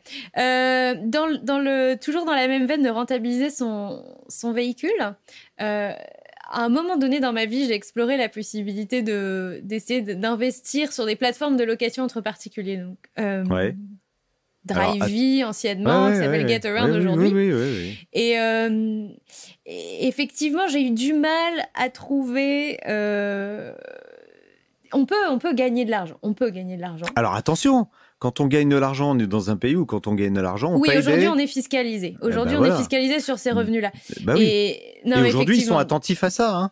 Mais c'est auto-déclaré. Moi, je l'ai vu sur ma déclaration. J'ai eu 60 € déclarés par Getaround. Non, mais bien sûr. Je fais des gros profits. J'ai fait des gros profits sur Getaround cette année, 60 €. Mais oui. Est-ce que toi, tu connais un peu en gros, pour pouvoir marcher sur ce genre de plateforme, il faut quoi? Déjà avoir un véhicule où la demande elle est forte, donc un véhicule plutôt récent, et vraiment pas en avoir besoin souvent. Toi-même. Alors ça c'est un peu tassé, mais c'était lié plus à la crise sanitaire. Je pense que ça va redécoller, effectivement. Ça peut être une solution. Après, le défaut aussi de ça, c'est la personne qui va vous emprunter, vous louer votre véhicule, il va le rendre comment? Il y a ce souci-là, même si les véhicules sont assurés et que sans malus, sans bonus, etc. Voilà, mais vous dit s'il y a des dégradations, on remettra le véhicule en état. Bon, ce qu'on ne sait pas, c'est comment utiliser la voiture. Si vous avez une boîte mécanique et que celui qui la loue, il fait craquer toutes les vitesses ou qu'il fait patiner l'embrayage, au moment où on va récupérer la voiture, on fait le tour pour voir s'il y a une bosse, mais la mécanique, moi, en 500 km, je peux ruiner un moteur. Hein, donc, on ne sait pas comment c'est à l'intérieur. Donc, on hypothèque quand même son bien pour finalement gagner pas grand-chose. Donc, c'est pas forcément rentable, ça. C'est vrai que, tu vois, n'étant pas attaché à l'objet voiture, J'ai pas, j'avoue que si on me le ramène avec une rayure, en fait. Alors avec une rayure, on va le voir, on va dire ouais, ça va pas. Oui, vu, non mais là t'as ouais. raison. Alors moi je fais de la location, mais Airbnb. J'ai des biens en gestion, les auditeurs le savent, tu vois. Et c'est un peu le même genre, c'est-à-dire qu'il y a des dégradations qui se voient et qui peuvent donner lieu à des dédommagements. Puis il y a des trucs, tu fais mais qu'est-ce que je fais si la personne m'a fait une tâche sur le plan de travail de la cuisine, quoi. Non mais ça se voit une tâche sur le plan de travail. Ouais, mais qu'est-ce que je lui fais payer, tu vois? Enfin, le mon truc gars il est va... foutu de toute façon, tu vois. Je vais pas lui faire payer 500 balles de remplacement de mon plan de travail. Là, on est un peu dans la même chose. C'est en mais fait là, c'est la voiture combinaison qui va... des micro-rayures qui... L'embrayage qui va être mal utilisé et une personne qui va faire patiner l'embrayage exagérément, on s'en rendra pas compte. Et puis il faudra, au bout de 1000 km, il faudra peut-être le changer. Et le coût de remplacement d'un embrayage avec la main-d'œuvre, c'est 1500 €. Donc on aura gagné quoi? On aura gagné 150 € à louer sa voiture. Et puis derrière, on a une dépense de 1500 €, mais qu'on ne peut pas identifier comme étant une dégradation de la location. Ah oui, tout à fait. On peut pas le savoir. Donc moi je dis, c'est un peu jouer à la roulette russe quand même. Ok. J'ai bien compris, les auditeurs ont bien compris. Avant qu'on parle de l'entretien, j'ai un dernier sujet, les équipements. Ouais. Et en premier lieu, peut-être le moins gadget d'entre tous, la boîte automatique. La boîte automatique. Ou pas automatique. Ouais, automatique. En fait, la dernière fois que j'ai acheté un véhicule, je le dis, j'ai déjà acheté un véhicule neuf. C'était dans un autre temps. Je me rappelle, mon père m'avait dit à l'époque, je me posais la question sur pas l'ordinateur de bord, mais voilà, le GPS intégré, les machins, que moi, je considère comme des gadgets. Et il me dit, mais tu sais Delphine, tu sais pas quand est-ce que tu vas revendre ton véhicule. Et si quand tu le revends, ces choses-là sont des standards, tu vas passer à côté, tu vois. Les gens vont vouloir ces standards-là, etc. Ouais. Et c'était un peu le cas aussi de la boîte automatique, en mode, la demande augmente. Aujourd'hui, oui, c'est même sur les véhicules les plus récents, c'est plus d'une voiture sur deux en boîte automatique. Alors, il y a plusieurs technologies de boîte automatique. Hein. Il y a ce qu'on appelle, alors il y a les vraies boîtes automatiques, ça s'appelle un convertisseur, c'est ce qui existait, qui est apparu dans les années 50 aux États-Unis. Ensuite, il y a des boîtes mécaniques robotisées. C'est-à-dire que c'est ce qu'on appelle les boîtes à simple ou à double embrayage. En fait, il y a un embrayage, mais il n'y a plus de pédale d'embrayage. C'est un robot qui va débrayer, passer la vitesse, rembrayer. Donc, c'est une boîte robotisée. Ça fonctionne comme une boîte automatique. On n'a pas besoin de s'occuper du passage des vitesses, mais c'est un robot qui passe des vitesses. C'est une boîte mécanique avec un robot qui passe les vitesses à votre place. Donc, il y a deux technologies comme ça. Et il y a une troisième technologie qu'on trouve principalement sur les voitures hybrides, en particulier les Toyota. Dans le principe de fonctionnement, ça fait un peu penser à la mobilette de mon enfance. C'est-à-dire qu'on a un variateur. Il n'y a jamais de vitesse qui passe. En fait, le régime moteur n'est pas corrélé à la vitesse. Et donc, c'est une variation continue, en fait, du rapport de démultiplication. Donc, il y a ces trois technologies qui existent aujourd'hui, et c'est plus de 50%.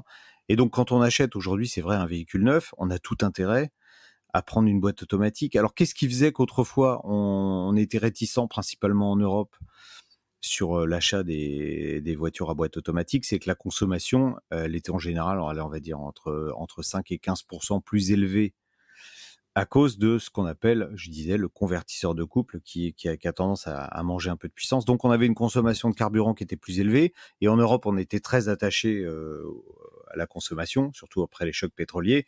Donc, c'est vrai que les gens n'aimaient pas les boîtes automatiques à cause de ça. Aujourd'hui, une boîte automatique bien gérée, elle fait mieux en consommation qu'un conducteur lambda. Pourquoi ? Parce que quand on passe des vitesses soi-même, est-ce qu'on est formé à l'éco-conduite ? Est-ce qu'on sait exactement quand il faut passer la vitesse pour faire des économies de carburant ? Non.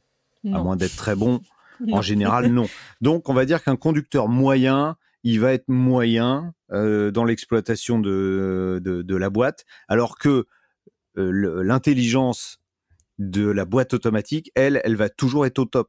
Donc, elle fera forcément mieux qu'un conducteur moyen. Donc, une boîte automatique aujourd'hui, ça consomme pas plus qu'un conducteur moyen. Ça consommera un petit peu plus qu'un très bon conducteur qui fait de l'éco-conduite, mais ça consommera pas plus, voire moins même. Dans certains cas de figure, on consomme moins en boîte automatique que quand on laisse hurler le moteur en seconde ou en troisième, par exemple. Donc, est-ce que pour toi, c'est un bon pari ou c'est un mauvais pari entre guillemets, de parier sur certains équipements? Ouais, bien sûr. La boîte automatique, alors c'est un surcoût qui est entre, pour les boîtes les moins chères, c'est 700 € et ça va jusqu'à 2500 € sur les grosses berlines allemandes. Mais on va dire que le coût moyen, c'est 1500 € à peu près supplémentaires.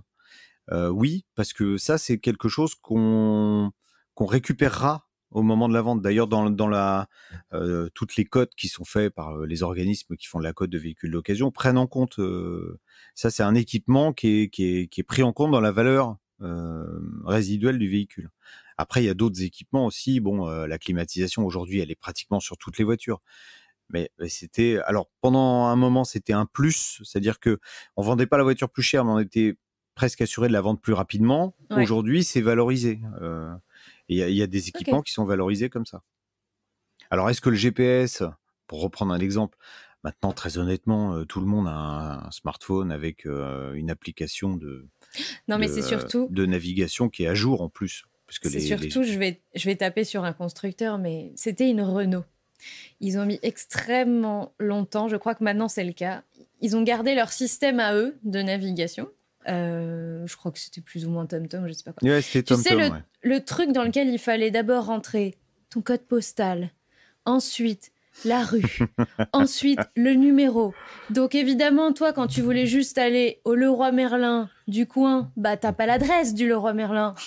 Donc tu sais pas, tu sais ces GPS là. Et je te dis ça, c'est une voiture que j'avais achetée en 2016, donc c'était pas non plus il y a si longtemps que ça. Ça, je suis pas sûre que ça a été beaucoup valorisé à la revente, mais aujourd'hui, de pouvoir balancer son Google Maps ou son Waze sur les écrans avec CarPlay ou d'autres systèmes, je pense que pour le coup, ça doit être plus ou moins valorisé sur le... Oui, mais tous les nouveaux modèles aujourd'hui, ils ont une connexion Apple CarPlay ou Google. Non, il y a pas de problème. Il y a même des voitures aujourd'hui avec qui on peut presque tenir une conversation parce que la reconnaissance vocale a fait aussi des gros progrès. Donc il y a des Mercedes, on peut presque avoir une conversation avec elles. Si on s'ennuie, on peut discuter avec sa voiture. Écoute, je sais pas si c'est réjouissant ou si c'est triste, mais je reviens avant de parler de l'entretien. T'as vu comment on fait un suspense sur l'entretien? J'ai oublié de parler de l'hybride. D'une, parce qu'on a parlé de moteurs thermiques, on a parlé d'électrique, on a parlé de l'hybride. On n'a pas parlé d'hybride, d'autant que toi, tu possèdes une hybride. Est-ce que pour toi, c'est le meilleur des deux mondes? Depuis 2005. C'était le meilleur choix, hein, en fait. Hein. Quand j'ai monté, donc je te disais que j'avais monté un magazine qui parlait de voitures et d'environnement en 2004. Et en fait, Toyota était très en avance à l'époque, puisque la Prius, la première, c'est 97. C'est 2002, je crois, la Prius 2. Et moi, j'avais acheté une Lexus qui est sortie en 2005. Et en fait, pour moi, c'était une évidence parce que, en fait, l'hybridation présente plusieurs avantages. Alors, l'hybridation vue par Toyota est un petit peu différente parce que eux, quand ils ont créé la Prius, les ingénieurs, l'idée, c'était pas de faire la voiture qui consomme le moins, c'était de faire la voiture qui pollue le moins. Alors tu vas me dire, mais c'est la même chose? Bah non, pas du tout, justement. Parce que, non, mais je repense au scandale. C'est Toyota, le scandale de la mesure de la pollution des véhicules. Non, c'est Volkswagen, le Dieselgate. Volkswagen, oui. Ok. Non, pardon, Toyota, mea culpa. Toyota, ils ont toujours été assez vertueux de ce côté-là. Et ils avaient vraiment... la voiture, alors ils auraient pu encore baisser la consommation, mais c'était pas le but. Le but, c'était de baisser vraiment les émissions polluantes, les oxydes d'azote, les particules. Donc ils ont fait un véhicule en mariant un moteur thermique et un moteur électrique qui était le moins polluant possible. Voilà. Et ensuite, ils ont fait évoluer cette technologie-là qui existe toujours aujourd'hui et qui reste extrêmement efficace et qui s'est avérée, parce que tout le monde a dit au départ, ouais, mais vous vous rendez compte, c'est hyper complexe, ça va tomber en panne tout le temps. Résultat des courses, c'est la technologie la plus fiable de toutes. Il n'y a aucune voiture qui est plus fiable que les hybrides Toyota. Donc, ils ont prouvé que leur système, il était bon en matière de pollution, qu'il était bon en matière de fiabilité, qu'il est bon en matière de durabilité, parce que moi, la mienne, elle est de 2005, j'ai toujours la même batterie dessus, la voiture a 16 ans, elle roule encore presque comme si elle était neuve. Donc, c'est une bonne solution. Et même si on n'est pas un technicien, on comprend bien. Un moteur thermique, il a des phases où il n'est pas très bon. D'abord, il a un point de rendement maximum, c'est-à-dire à un certain régime, c'est là qu'il est intéressant. Et ailleurs, il y a des moments où il n'est pas très bon. Au démarrage, il est très mauvais. Et là, on lui adjoint un moteur électrique qui va l'aider dans les phases où lui, il n'est pas bon. Au démarrage, le moteur électrique, par exemple, va se substituer au moteur thermique. Donc, ça va permettre, avec ces deux, en faisant travailler ces moteurs-là ensemble ou l'un après l'autre, d'avoir, en fait, d'optimiser tout le fonctionnement du véhicule. Donc, de diminuer à la fois la consommation, les émissions polluantes, et de moins fatiguer le moteur thermique dans les phases où il peinerait, je vais dire, où il va s'user, par exemple. Donc, le moteur électrique vient l'aider, ce qui va permettre d'accroître la longévité du moteur thermique. Donc, au final, c'est gagnant-gagnant, en fait. Le mariage des deux permet de faire travailler tout le monde dans les conditions idéales. Économiquement, le moteur thermique, c'est forcément essence. Alors, non, toi, t'as de l'éthanol. Oui, mais c'est essence. Le choix des Japonais, c'était l'essence, puisque en fait, il y avait que l'Europe, hein, hormis l'Inde, mais on va dire que c'est un cas à part. Mais sinon, il y avait que l'Europe qui roulait avec des véhicules diesel. Donc eux, le choix de l'hybride, c'était de l'hybride essence. En plus, le patron de Toyota à l'époque avait fait, je crois que son mémoire, il l'avait fait sur les oxydes d'azote. Donc pour eux, le diesel, c'était terrible. Hein. Ils savaient qu'on nous mentait sur la vraie pollution du diesel. Donc ils pouvaient pas faire un hybride diesel. Il y a eu de l'hybride diesel. Hein. PSA, Peugeot a fait des modèles hybrides diesel. Bon, c'était une fausse bonne idée. On va pas rentrer dans l'état, sinon il restait encore 2 heures. Mais non, l'hybride essence, donc hybride essence, ouais, c'est une bonne solution.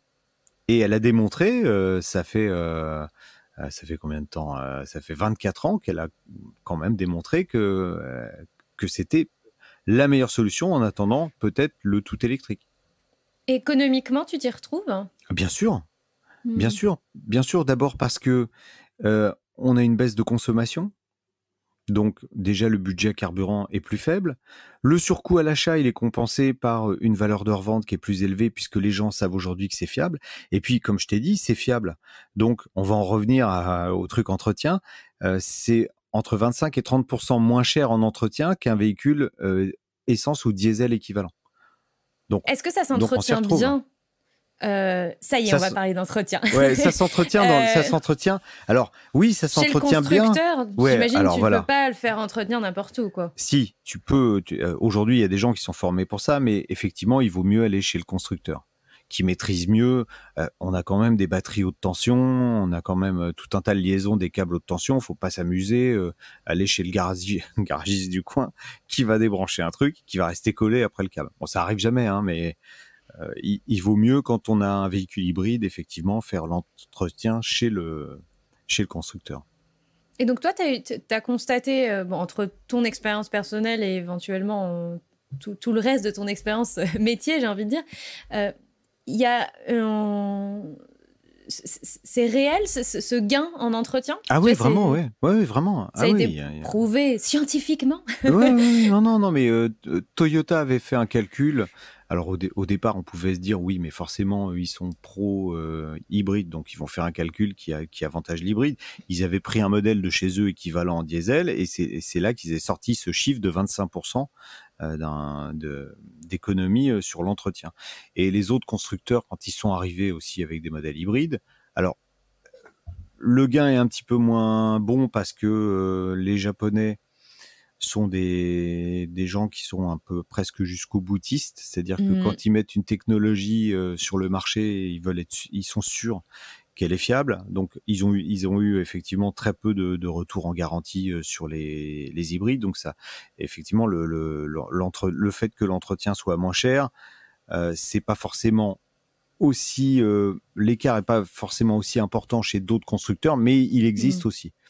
Il existe aussi. C'est un double effet. C'est lié à la motorisation et à l'origine, au constructeur en fait, et à la culture d'entreprise. Mais si tu veux, par exemple, sur un hybride Toyota, t'as pas de démarreur. C'est le moteur électrique qui sert à démarrer le moteur thermique. T'as pas d'embrayage, donc t'auras pas besoin de remplacer l'embrayage.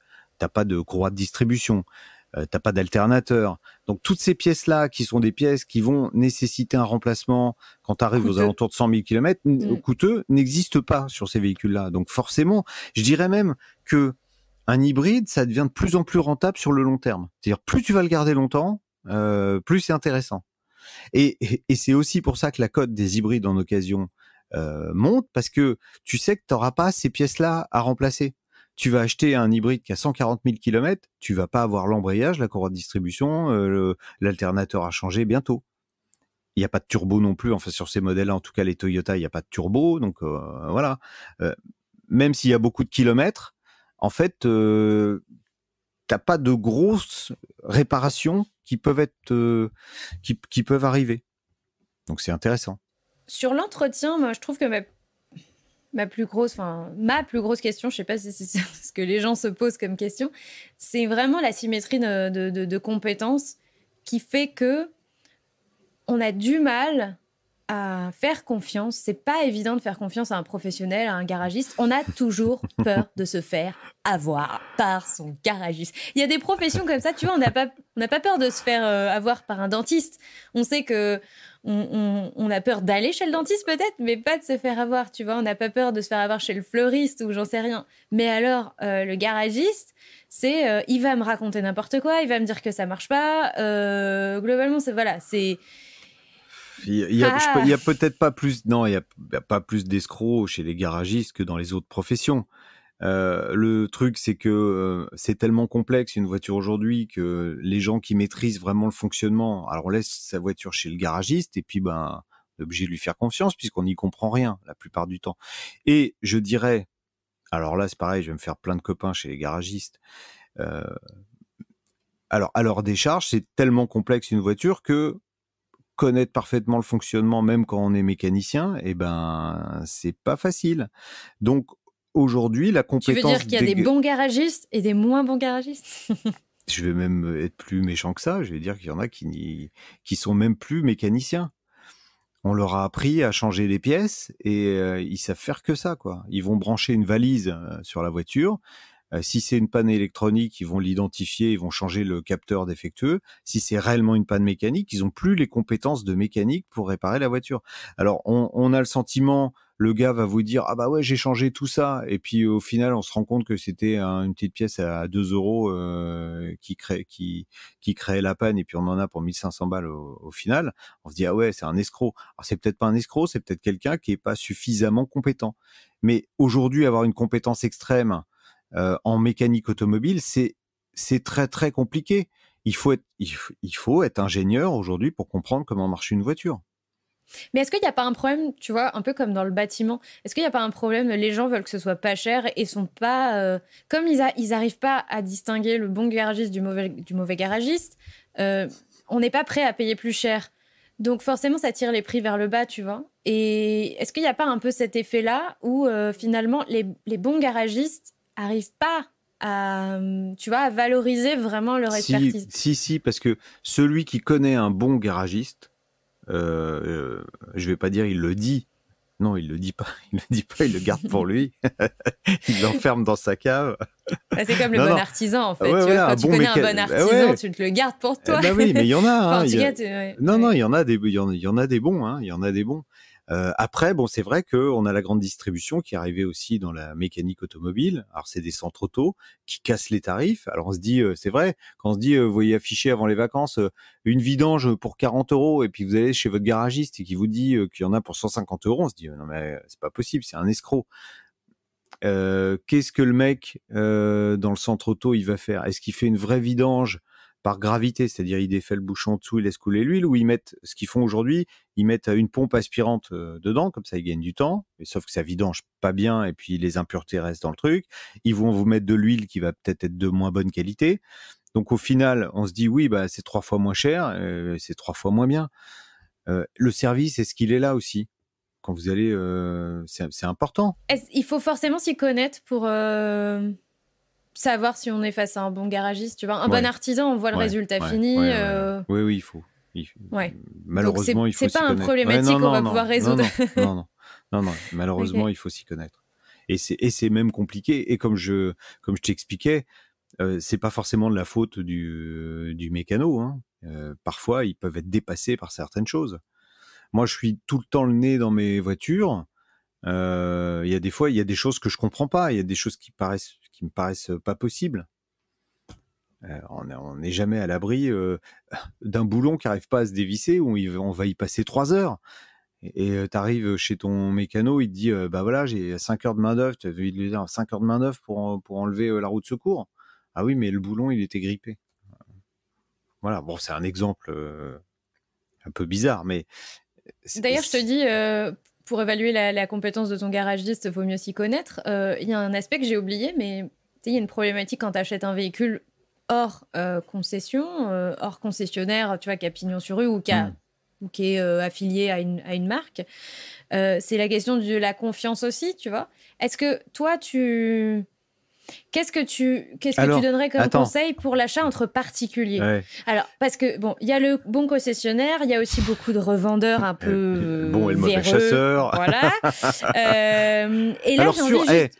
l'achat entre particuliers. Ouais, Delphine, autant sur les garagistes, je vais te dire que c'est plus un problème de compétences, de formation et pas forcément des gens qui sont malhonnêtes. Autant sur les vendeurs de voitures d'occasion, alors là, franchement... Hein,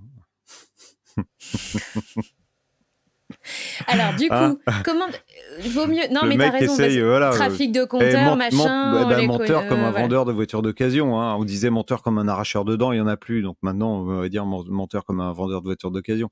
Franchement, le vendeur de voitures d'occasion, là on a intérêt à y aller avec vraiment quelqu'un qui connaît, parce que le gars il est capable de t'embrouiller. C'est voilà, pour moi dans le milieu de l'automobile, c'est une des pires professions, hein. Qu'est-ce qu'on demande à un revendeur ou à un particulier quand on lui achète un véhicule ? Un carnet d'entretien. Un carnet d'entretien à jour, sinon on va voir, si c'est un véhicule courant, on prend celui qui a le carnet d'entretien à jour. Parce qu'aujourd'hui, il faut, allez, je vais te dire, en 5 minutes, un mec avec un PC, il diminue ton kilométrage sur n'importe quel véhicule. Et ça te coûte... Il y a des mecs, j'ai vu, ils vendent ça, c'est 20 balles, tu vois. Donc tu te pointes en bas de la tour de la cité, le mec il descend avec son portable, tu lui files 20 balles et il diminue ton kilométrage. Si t'as pas l'historique précis du véhicule, t'es jamais à l'abri d'une arnaque comme ça. Donc, je pense que j'ai été victime d'un truc comme ça. Heureusement, j'ai réussi à revendre le véhicule, mais je suspecte que j'ai été arnaqué comme ça. J'ai un copain qui s'était fait piquer sa BM et elle a été retrouvée, elle avait moins de kilomètres que quand il se l'était fait voler. Donc Alors moi, tu vois, je me dis, moi, je n'ai pas de carnet d'entretien, ouais. Je me dis, mince, c'est une grosse erreur. C'est une grosse erreur. Le carnet d'entretien tamponné à jour. C'est un super conseil. Voilà. Ouais. Donc, ne négligez pas le carnet d'entretien. Ouais. Ça va apporter de la valeur à votre véhicule, ou au moins ça va garantir qu'il se vende rapidement et facilement. Ouais. Alors aujourd'hui, on a plus de traçabilité, hein. On peut demander les historiques du contrôle technique aussi. Donc à l'OTS, à l'Office... comment ça fait ? Des titres... Non, c'est pas l'ANTS ? Non, c'est l'homologation et c'est eux qui regroupent toutes les données de contrôle technique. Les auditeurs iront chercher sur Google. Enfin, j'irai chercher, je vous mettrai le lien. Et en fait, on peut demander l'historique du dernier contrôle technique. Donc déjà, pour se faire une idée, si on voit que la voiture, au dernier contrôle technique, elle avait 95 000 km et puis que là, elle a plus que 50 000, bon, voilà. Alors, on se dit, il y a un truc qui va pas, voilà. Donc, on peut avoir cet historique-là. Et aujourd'hui, il y a même des gens qui vous proposent, qui vont fouiller un petit peu plus loin. On peut savoir si la voiture a eu un accident grave, si elle a été réparée. Alors, inondée, non, parce que normalement, un véhicule inondé, il part directement à la casse. Enfin, tout dépend de la hauteur de l'eau. J'ai vu des reportages à la télé. Tout dépend de la hauteur de l'eau, en fait, dans la voiture. Ouais, c'est ça, oui. Mais non, on a un peu plus d'outils et il y en a qui se créent pour arriver à vérifier l'historique de la voiture. Mais l'historique du véhicule, c'est vraiment quelque chose d'essentiel. un véhicule avec un historique flou. Alors, se méfier aussi des véhicules qui viennent de l'étranger, parce que pendant longtemps en Allemagne, alors c'est plus le cas maintenant, mais pendant longtemps en Allemagne, on avait le droit de bidouiller les compteurs, c'était pas illégal. Donc, toutes les occasions qui venaient d'Allemagne. C'est un drôle de pays. Hein. Ouais, toutes les occasions qui venaient d'Allemagne avaient, allez, on va dire, pas toutes, mais 70% avaient des compteurs qui étaient bidouillés. Donc, attention à un véhicule qui arrive de l'étranger. D'ailleurs, je viens te poser la question parce que ça, c'est aussi des... J'ai vu aussi un reportage à la télé. Non, c'est peut-être aussi un moyen, entre guillemets, de faire un investissement. Notamment, par exemple, tu vois, en Belgique, on peut acheter son véhicule moins cher. Il y a des sociétés qui te proposent de faire acheter des véhicules moins chers à l'étranger. Oui, voilà, les mandataires. Et ils s'occupent de faire toute la paperasse. Alors aujourd'hui, aujourd'hui, la profession a été beaucoup assainie parce que au départ, dans les mandataires, il y en avait plein qui magouillaient avec la TVA. Alors donc ceux-là, ils sont en prison. Hein. Ils nous écouteront en podcast depuis leur cellule. Donc ça a bien assaini la profession. Aujourd'hui, les mandataires qui restent sur le marché sont des gens sérieux, donc qui vendent des véhicules, alors qu'ils peuvent acheter, parce que la définition de la voiture peut être légèrement différente, mais c'est vrai que les prix, alors c'est pareil, ça tend à s'uniformiser, mais il y a encore des différences de prix dans certains pays d'Europe. Le même modèle peut être vendu un petit peu moins cher en Espagne qu'il n'est en France. Donc un mandataire va aller l'acheter en Espagne, il le ramène en France et vous sur le même modèle, vous aurez entre 15, 20, des fois même plus que ça, une différence à l'achat qui peut être intéressante. Il y a certaines marques qui sont en train de uniformiser les tarifs hors taxe en Europe, c'est-à-dire qu'en gros, ça sera le même prix pratiquement partout. Je me demande d'ailleurs si Porsche une 911, ça coûte pas le même prix qu'on soit en Belgique, au Danemark, en Italie, à vérifier. Mais il y a des marques qui sont en train de faire ça. Mais donc les mandataires, oui, peuvent vous offrir des... Alors, soit en allant acheter à l'étranger, soit en rachetant des stocks, même à des concessionnaires. Parce que le concessionnaire, on expliquait tout à l'heure là, chaque jour, le véhicule qui est sur son parc et qui est pas vendu, il lui coûte de l'argent chaque jour. Il va arriver un moment, je dis n'importe quoi, il a commandé 150 Clio roses. Ça n'existe pas, mais et en se disant ouais super, je vais les vendre, et puis il se rend compte que ça se vend pas du tout. Et à un moment, ça lui coûte tellement d'argent qu'il vend le lot complet de 150. Donc un mandataire va racheter les 150 à un prix évidemment complètement fracassé et se charge lui dans son réseau de les revendre. Et donc là, vous les aurez à moins 50%, enfin moins 40, 45%. Rapidement aussi, est-ce que les voitures collaborateurs... Alors, ce que j'appelle les voitures collaborateurs, c'est... Il n'y en a plus aujourd'hui. Ça se fait plus, ça ? Mais non, mais autrefois... Genre alors, les collaborateurs d'un distributeur. Alors, Renault faisait beaucoup ça, était beaucoup connu pour ça. Mais il y a une époque, on achetait la voiture de direction, mais il y avait combien de directeurs dans les sociétés? Voiture de collaborateurs. Non, alors il y a toujours... il y a toujours... Je te parle des salariés Renault, les salariés Renault qui achètent moins cher et qui te la revendent. Il y a toujours... C'est intéressant ou pas d'acheter ça? Il y a toujours, mais aujourd'hui, c'est un marché qui est... Il y a plus grand-chose. D'abord parce que ceux qui ont des... alors, les collaborateurs achètent leur voiture via un réseau interne pour les collaborateurs, et quand ils le revendent, ils les revendent pas moins cher que monsieur lambda qui a acheté sa voiture, ou que un mandataire qui va revendre la voiture. Donc, le truc de dire véhicule de collaborateur récent, donc à moins d'un an, qui aura été acheté par un collaborateur parce qu'il aura eu une grosse ristourne comme ça existait à l'époque et qui revend un petit peu en dessous du prix du marché. Et ça, c'est un truc... Mon père achetait ses voitures comme ça, mais il les achetait il y a 40 ans comme ça. Aujourd'hui, ça se fait plus comme ça. Tu me fais passer pour une plouque. Merci Jean-Luc, merci. Non, alors il y a encore des voitures de collaborateurs, mais la notion de véhicule de collaborateur tel qu'on l'avait à l'époque, ça n'existe plus. Okay. Et puis en plus, la plupart du temps, c'est des flottes. Alors ceux qui ont des véhicules de fonction, il y a plein de gens qui ont des véhicules de fonction dans les sociétés. C'est des véhicules en location longue durée, c'est des grosses boîtes, c'est des gens comme Arval, c'est des trucs comme ça. Donc les voitures, c'est eux qui les reprennent et ils les revendent à des vendeurs d'occasion qui achètent les lots et qui vont vous les revendre, mais en aucun cas il y aurait écrit voiture de collaborateur, même si c'était vraiment une voiture d'un collaborateur. Il y a tellement de sujets. Autre sujet, un sujet que je ne connais mais alors absolument pas. Ah bah moi non plus, ça tombe bien. Les voitures, si tu connais, les voitures de luxe. Ouais. Tu parlais des Porsche, mais moi c'est un monde totalement inconnu pour moi. Est-ce que les voitures de luxe se déprécient comme les voitures classiques, plus, moins? Alors, ou est-ce qu'il y a des paris à faire? Tu sais, comme les montres, il y a des montres qu'on achète cher, elles perdent pas de valeur. Est-ce que les voitures de luxe, c'est pareil ou pas? Oui, parce que des voitures extrêmes, achètent une Aston Martin. Alors là, le nouveau modèle qui sort, c'est la DB11S, je crois. Enfin voilà, ou une Valkyrie, tiens, encore plus extrême. L'Aston Martin Valkyrie, tu regarderas ce que c'est sur Internet. Donc, dis-moi un prix que je comprenne à peu près. En fait, le prix, je sais même pas. Je dirais 2,5 millions, mais ça se trouve, c'est peut-être plus que ça. Enfin, alors attends. Est-ce qu'on peut s'arrêter à des voitures de luxe qui sont à 100 ou 150 000 Non, mais c'est plus du luxe à 150 000. Non, je déconne. En fait, une voiture vraiment exclusive, extrême. Alors, tu parlais des montres. Il y a des montres qui sortent en série extrêmement limitées. Il y a 4, 5, 6 exemplaires. Le prix, c'est même pas un sujet.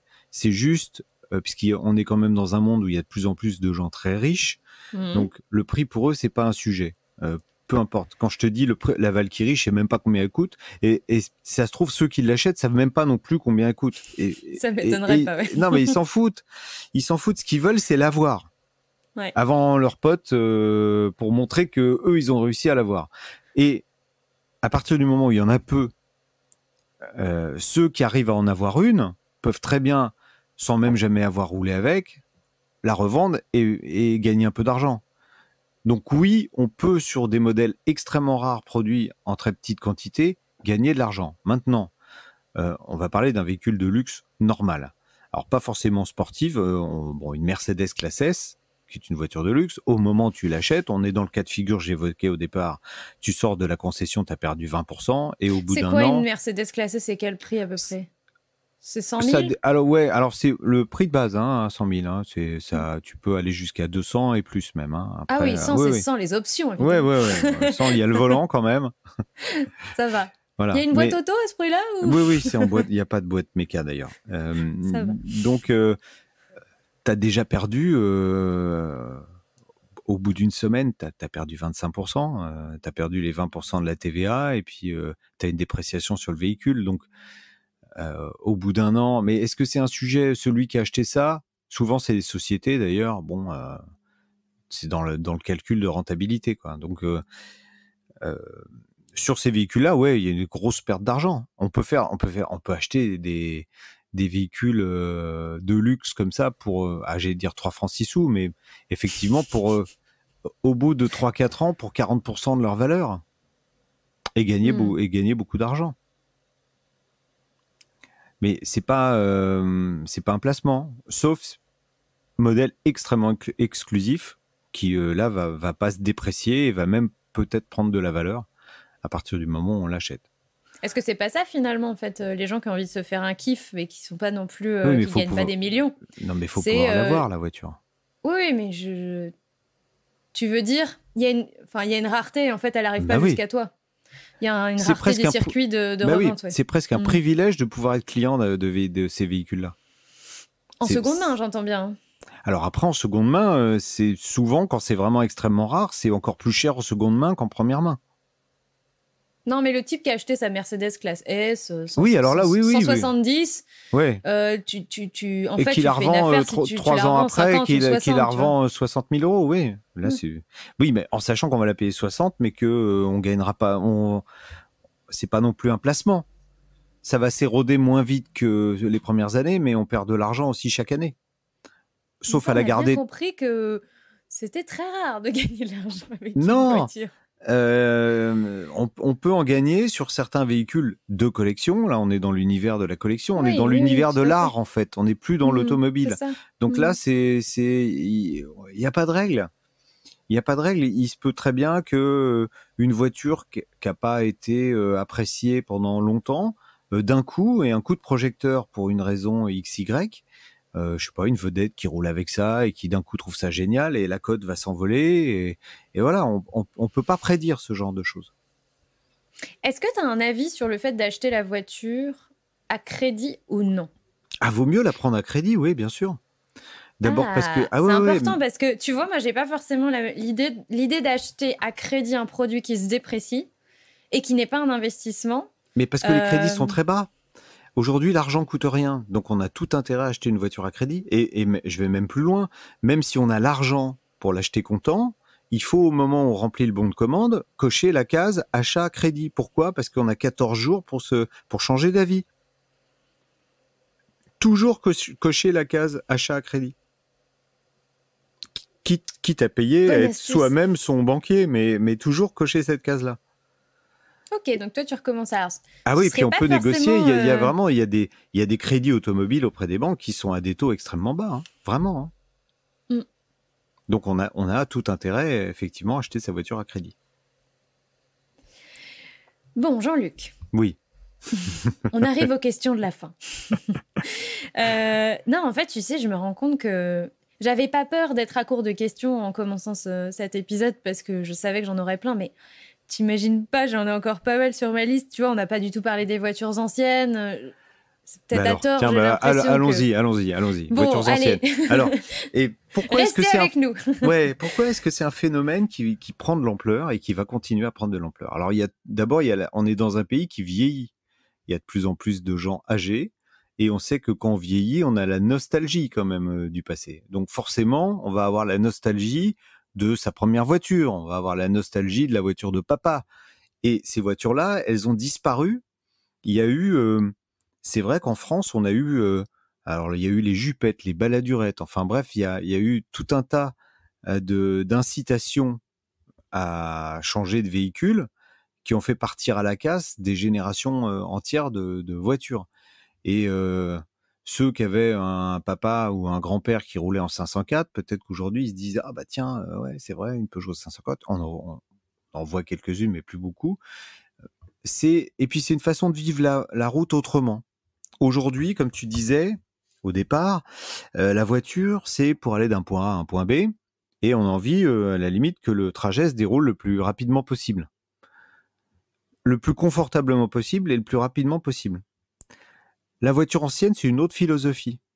Tu vas toujours du point A à un point B, mais tu conduis et tu profites du trajet déjà comme...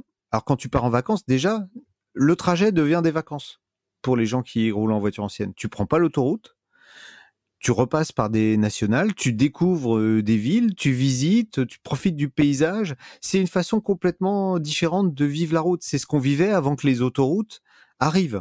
Alors c'était compliqué à l'époque quand on descendait par la nationale 7 dans le Midi, il fallait 3 jours quand on partait de Paris et c'est vrai que au milieu des années 60 quand l'autoroute est arrivée, on a vécu la route différemment. Mais l'automobile ancienne c'est ça. Il y a la nostalgie, la petite Madeleine de Proust, ça. Quel que soit l'âge qu'on a, à un moment ou à un autre, on le vivra, on aura forcément des phases nostalgie. Donc, ceux qui aimaient l'automobile, et les Français aiment l'automobile, ils auront cette nostalgie des vieilles autos. Donc, à un moment, dès qu'ils vont avoir un petit peu de moyens vieillissant, la nostalgie et les moyens font que ils vont peut-être s'acheter la voiture de leur enfance ou la voiture dont ils ont rêvé quand ils ont passé leur permis, hein, la 205 GTI, tous ceux qui passaient leur permis à l'époque où ça s'est sorti, ils avaient envie d'avoir ça. Ils ont peut-être pas eu les moyens d'en acheter une, puis après ils ont eu une famille, donc c'était plus un sujet. Aujourd'hui, ils se retrouvent retraités avec un peu d'argent et ils se disent ah, je vais me faire mon plaisir de l'époque, voilà. Et puis de redécouvrir une façon différente de voyager. Et puis il y a encore un paramètre important, c'est des voitures qui mécaniquement sont accessibles. Ça veut dire qu'on peut faire l'entretien soi-même si on a des petites notions de mécanique. C'est des voitures qui sont facilement réparables. Donc, il y a ça aussi. On peut prendre du plaisir aussi à travailler sur sa voiture. J'allais dire l'inverse, en fait. Donc, si tu as l'envie de ce que tu as décrit, et c'est vrai que c'est un aspect que j'avais totalement occulté, si on a l'envie de ça, mais qu'on n'y connaît rien, ou pas grand-chose en mécanique, eh ben on c'est peut quand apprendre. même une difficulté de la voiture ancienne. Non, okay. On peut parce apprendre. que c'est des voitures simples. C'est des voitures simples. Justement, oui, mais on peut apprendre sur ça. On trouve aussi de moins en moins de garages où les gens sont formés à ça, tu vois. Des vrais mécaniciens, il y en a de moins en moins, mais il y en a encore. Et on est en train... c'est bien, c'est que la France prend conscience de son patrimoine. Et on a des métiers qui avaient tendance à disparaître, qui étaient liés à l'automobile. Je te disais tout à l'heure, on n'a plus de mécaniciens, mais on n'a plus non plus de carrossier. Aujourd'hui, quand tu as une aile qui est cabossée, on la change. Personne va réparer une aile. Donc ces métiers-là, un vrai tôlier formeur, ça avait disparu. Un vrai mécanicien, ça avait disparu. Et donc aujourd'hui, on est en train de former ces gens-là. Un sellier, c'est une profession qui est en train de disparaître aussi. Et on a pris conscience de ça. Et on est en train de... C'est des métiers d'art, en fait. C'est des métiers d'art et on est en train de... Et on les a sauvés. On les a sauvés, il y a eu une prise de conscience et on est en train de former justement. J'ai une école qui est à côté de chez moi qui s'appelle le Garac et il y a un département véhicule ancien où on leur apprend à faire de la tôlerie, enfin, des choses qui avaient complètement disparu, qu'on ne pouvait plus apprendre à l'école. Et ça, on réapprend ces choses-là. Ça veut dire qu'on est conscient de la valeur du patrimoine et de la valeur de ces métiers qui sont liés au patrimoine. Et ça, c'est important. Si aujourd'hui, pour les gens qui nous écoutent, ceux qui sont détenteurs de véhicules anciens, tu vois, hérités de papy-mamie, qui ne sont pas en état de marche, et qui n'ont pas été remis... restaurés, ouais, ou remis en route. Voilà. Ouais. Comment tu revends ça sans te faire avoir? Parce que tu ne vas pas chez n'importe qui pour revendre ça. Alors c'est compliqué. Alors il y a une maison de vente aux enchères qui s'appelle Arcurial. Ils ont fait quelque chose que je trouvais très intéressant là au mois d'avril. C'est que ils sont allés dans les régions françaises et ils restaient plusieurs jours à un endroit en disant voilà, si vous avez un peu ce qu'on fait avec les bibelots, les tableaux, les trucs, si vous avez des vieilles autos, dites-nous, on passe les voir et on fera une estimation, on vous donnera. Et ils ont découvert des trésors un petit peu partout, il y a encore plein de vieilles voitures. Donc, faire voir la voiture à un spécialiste, mais un vrai spécialiste. Ouais. Alors, il y en a. Parce que le garagiste du coin qui va passer vous dire ah oui, bah ouais, non, ça c'est une vieille bagnole, ça vaut rien, je vous la reprends 500 €. En sachant d'ailleurs que, en admettant que vous ayez une Bugatti Royale, hein, c'est... donc le véhicule sans doute qui serait le plus cher s'il se vendait aujourd'hui, et que c'est totalement improbable ce que je raconte, mais en admettant que de votre grand-mère dans sa grange ait une Bugatti Royale et qu'il y ait un professionnel de l'automobile véreux qui passe et qui lui en donne 5 000 € alors que ça vaut 50 millions, aujourd'hui légalement le type il serait très très mal, hein. Je pense qu'il partirait en prison, hein. Abus de faiblesse, enfin voilà, donc on peut plus faire ça. Aujourd'hui, on est obligé, quand on achète un bien, on peut faire des bonnes affaires, mais on n'a plus le droit d'escroquer les gens à qui on achète, par exemple, une vieille auto. On est obligé de donner une valeur qui correspond au véhicule. On ne peut pas racheter pour une bouchée de pain un truc qui vaut 10 fois ce qu'on l'a payé. C'est pas possible. Et c'est rassurant. C'est rassurant, ouais, c'est rassurant. Mais donc, se faire aider par quelqu'un qui connaît. Et puis, donc, il y a ces maisons, là, Arcurial, qui fait ça régulièrement dans l'année. Donc, et faut les garder. S'il n'y a pas de problème pour le stockage, c'est du patrimoine, c'est familial, faut les garder ces vieilles autos. Surtout pas les emmener à la benne, surtout pas une prime à la casse pour une vieille 4 chevaux qui est dans un coin, par exemple. Ça, c'est ridicule. Finalement, la conclusion... En fait, en conclusion de cet épisode, je me dis, je suis à la fois... Waouh, j'ai appris énormément de choses. Et en même temps, je ressors de là en me disant, mais est-ce que c'est pas plus compliqué d'acheter une voiture après notre conversation que ça ne l'était dans ma tête avant? Si, bien sûr. Si. Mais tant mieux, parce qu'il faut faire appel à des gens comme moi. Ça veut dire quand on doit acheter une voiture, le mieux c'est de demander à des spécialistes de se faire aider. Non, c'est déjà de définir son besoin, hein, de quoi j'ai besoin, voilà. C'est-à-dire quel type d'usage je vais avoir de mon véhicule. Ça, c'est la première chose. Ensuite, qu'est-ce que j'aime? Parce que on va pas acheter quelque chose qu'on n'aime pas. Même si c'est un outil dont on a besoin, si on l'aime pas, on l'achètera pas. Donc, de quoi j'ai besoin? Qu'est-ce que j'aime? De quel budget je dispose? Et quand on a répondu à ces 3 questions-là, après, déjà, ça permet de faire le tri. Et on arrive aujourd'hui, il y a une pléthore d'offres. Donc, tu dis c'est de plus en plus difficile. Mais non, parce qu'on peut justement trouver, c'est presque du sur-mesure aujourd'hui. Non, mais ce que je veux dire, c'est que tu vois déjà la définition de son besoin. il y a quand même un niveau d'information à avoir, c'est-à-dire, moi, j'y connais rien. Combien de kilomètres je fais thermique, oui, mais une fois que j'ai défini le nombre de kilomètres que je fais à l'année, voilà, qui me dit quel est le meilleur moteur, tu vois vas dire... Oui, mais ça dépend justement. Combien de kilomètres je fais? Quelle typologie de trajet? Est-ce que je fais de la ville, de l'autoroute, de la route? Est-ce que je fais un mélange un peu des deux? Est-ce que je roule beaucoup une fois par semaine ou un petit peu tous les jours? Est-ce que je fais des petits trajets ou des longs trajets? Voilà. Une fois qu'on a déjà répondu à ces questions-là, ça va permettre de déterminer quelle est l'énergie la plus adaptée à l'usage qu'on en a. Celui qui fait que des petits trajets, qui reste toujours dans un périmètre donné, à côté de chez lui, qui fait des embouteillages, s'il a les moyens d'acheter une voiture électrique, même d'occasion, c'est très bien pour ce type d'usage-là. Celui qui est VRP, qui fait 60 000 km par an et qui fait des grands trajets sur autoroute, il va acheter un diesel, c'est évident. Donc déjà, ça permet quand même de choisir l'énergie. Une fois qu'on s'est orienté vers soit un hybride, essence, diesel... Et l'essence et l'hybride sont faits pour quel profil, du coup? Le diesel, on a bien compris. L'électrique, on a bien compris les limitations. Voilà. Du coup, l'hybride, c'est pour qui? Je serais tenté de dire l'hybride, aujourd'hui, va remplacer tout ce qui était... tous ceux qui achetaient un diesel sans en avoir vraiment besoin, aujourd'hui, peuvent passer à l'hybride. C'est-à-dire celui qui est pas un super gros rouleur, mais qui roule quand même un peu, qui va faire un peu de ville, on va dire que c'est le couteau suisse, l'hybride.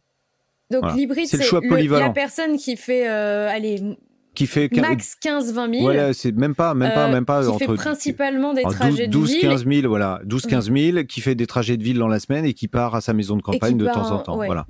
Ça, typiquement, l'hybride, c'est et l'essence idéal. Aussi, du coup. Et l'hybride rechargeable, si on a un budget supérieur, qui permet dans la semaine, à concurrence jusqu'à, on va dire, 50 km à peu près en agglomération, de rouler en tout électrique sans consommer une goutte de carburant et de partir le week-end à sa maison de campagne. Alors, tout le monde n'a pas une maison de campagne, c'est vrai, mais ou de partir un petit peu plus loin quand on a besoin d'aller plus loin. Donc voilà. Mais évidemment, c'est beaucoup plus cher. Mais hybride ou hybride rechargeable, c'est vraiment multi-usage. Et donc, voilà. L'essence, finalement, c'est à peu près la même typologie que l'hybride, mais pour les gens qui ont un plus petit budget. Exactement.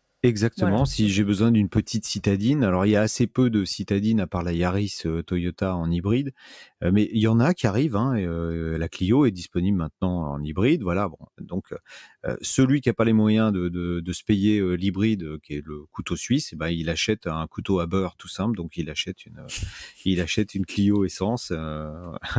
Non, mais c'est ça. C'est ça. Et en fait, hybride, pour toi, Toyota est au-dessus de tout le monde? Ils sont arrivés bien avant et ils ont démontré qu'ils avaient une maîtrise complète de la technologie. Et elle a évolué. Et à chaque fois que les concurrents arrivent avec des nouveaux modèles en nous promettant de faire mieux, Toyota ressort un modèle qui remet les pendules à l'heure et qui refait mieux à son tour. Donc, oui, c'est la sécurité. Après, il y a d'autres modèles qui sont très bien. Hein. Finalement, quelqu'un qui achète qui a le projet d'acheter un véhicule, est-ce que, tu vois, il t'écoute... Alors, t'es plus sur RMC, hein, c'est ça maintenant? Je suis sur Sud Radio maintenant. Je fais la même chose sur Sud Radio, ouais. Ok.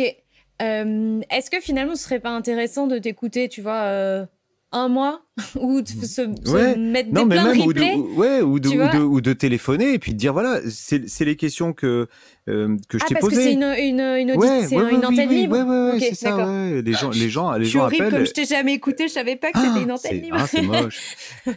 Et non, les gens posent des questions et justement c'est ça, c'est ce que ne font jamais les concessionnaires, c'est que ils leur demandent pas de quoi ils ont besoin, ils essayent de leur vendre ce qu'ils ont en stock. Moi, je vends rien.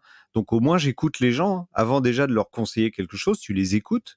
Et puis, en fonction de ce qu'ils te racontent, tu définis quels peuvent être leurs besoins. Bon, et voilà. Donc, tous les auditeurs qui sont arrivés jusque-là ont le meilleur conseil de l'épisode.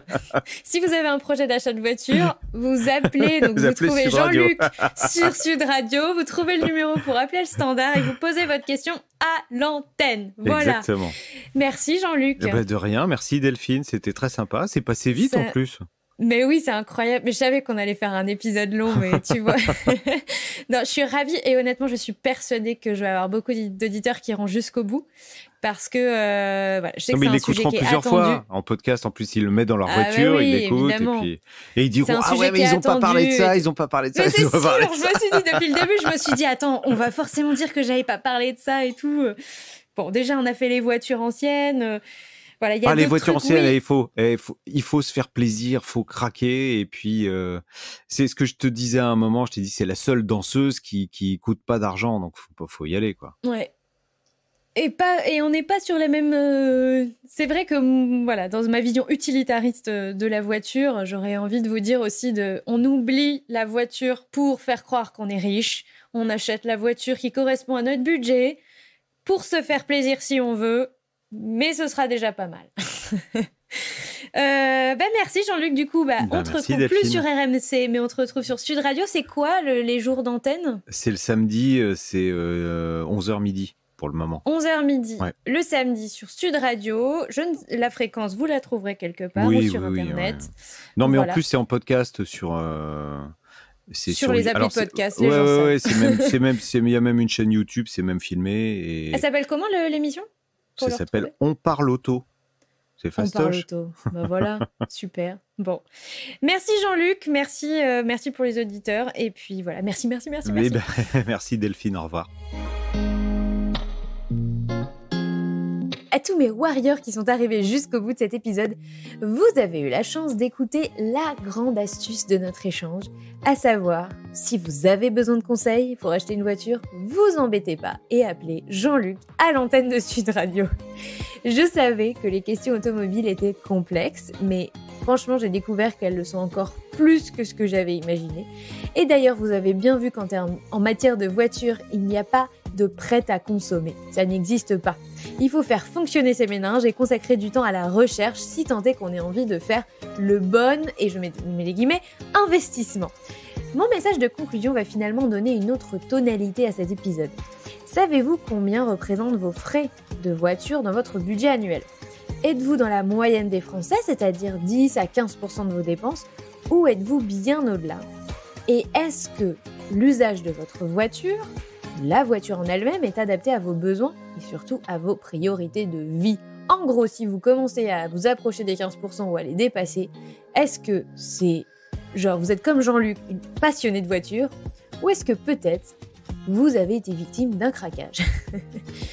Moi, j'ai fait le calcul pour moi. Actuellement, mon véhicule me coûte environ 7% de mon budget annuel. Est-ce que ce chiffre me convient ? Oui.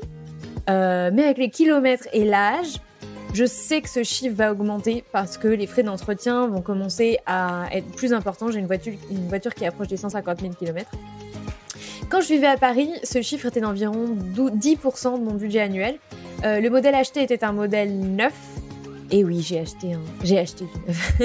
Mais forcément, les frais d'entretien étaient beaucoup moins importants. Il y en avait pas si ce n'est la révision. Et à l'époque, c'est le prix que j'étais prête à payer à ce moment-là de ma vie pour le confort de pouvoir librement prendre la voiture pour aller voir ma famille et mes amis en banlieue parisienne le week-end. Et je ne regrette pas ce choix.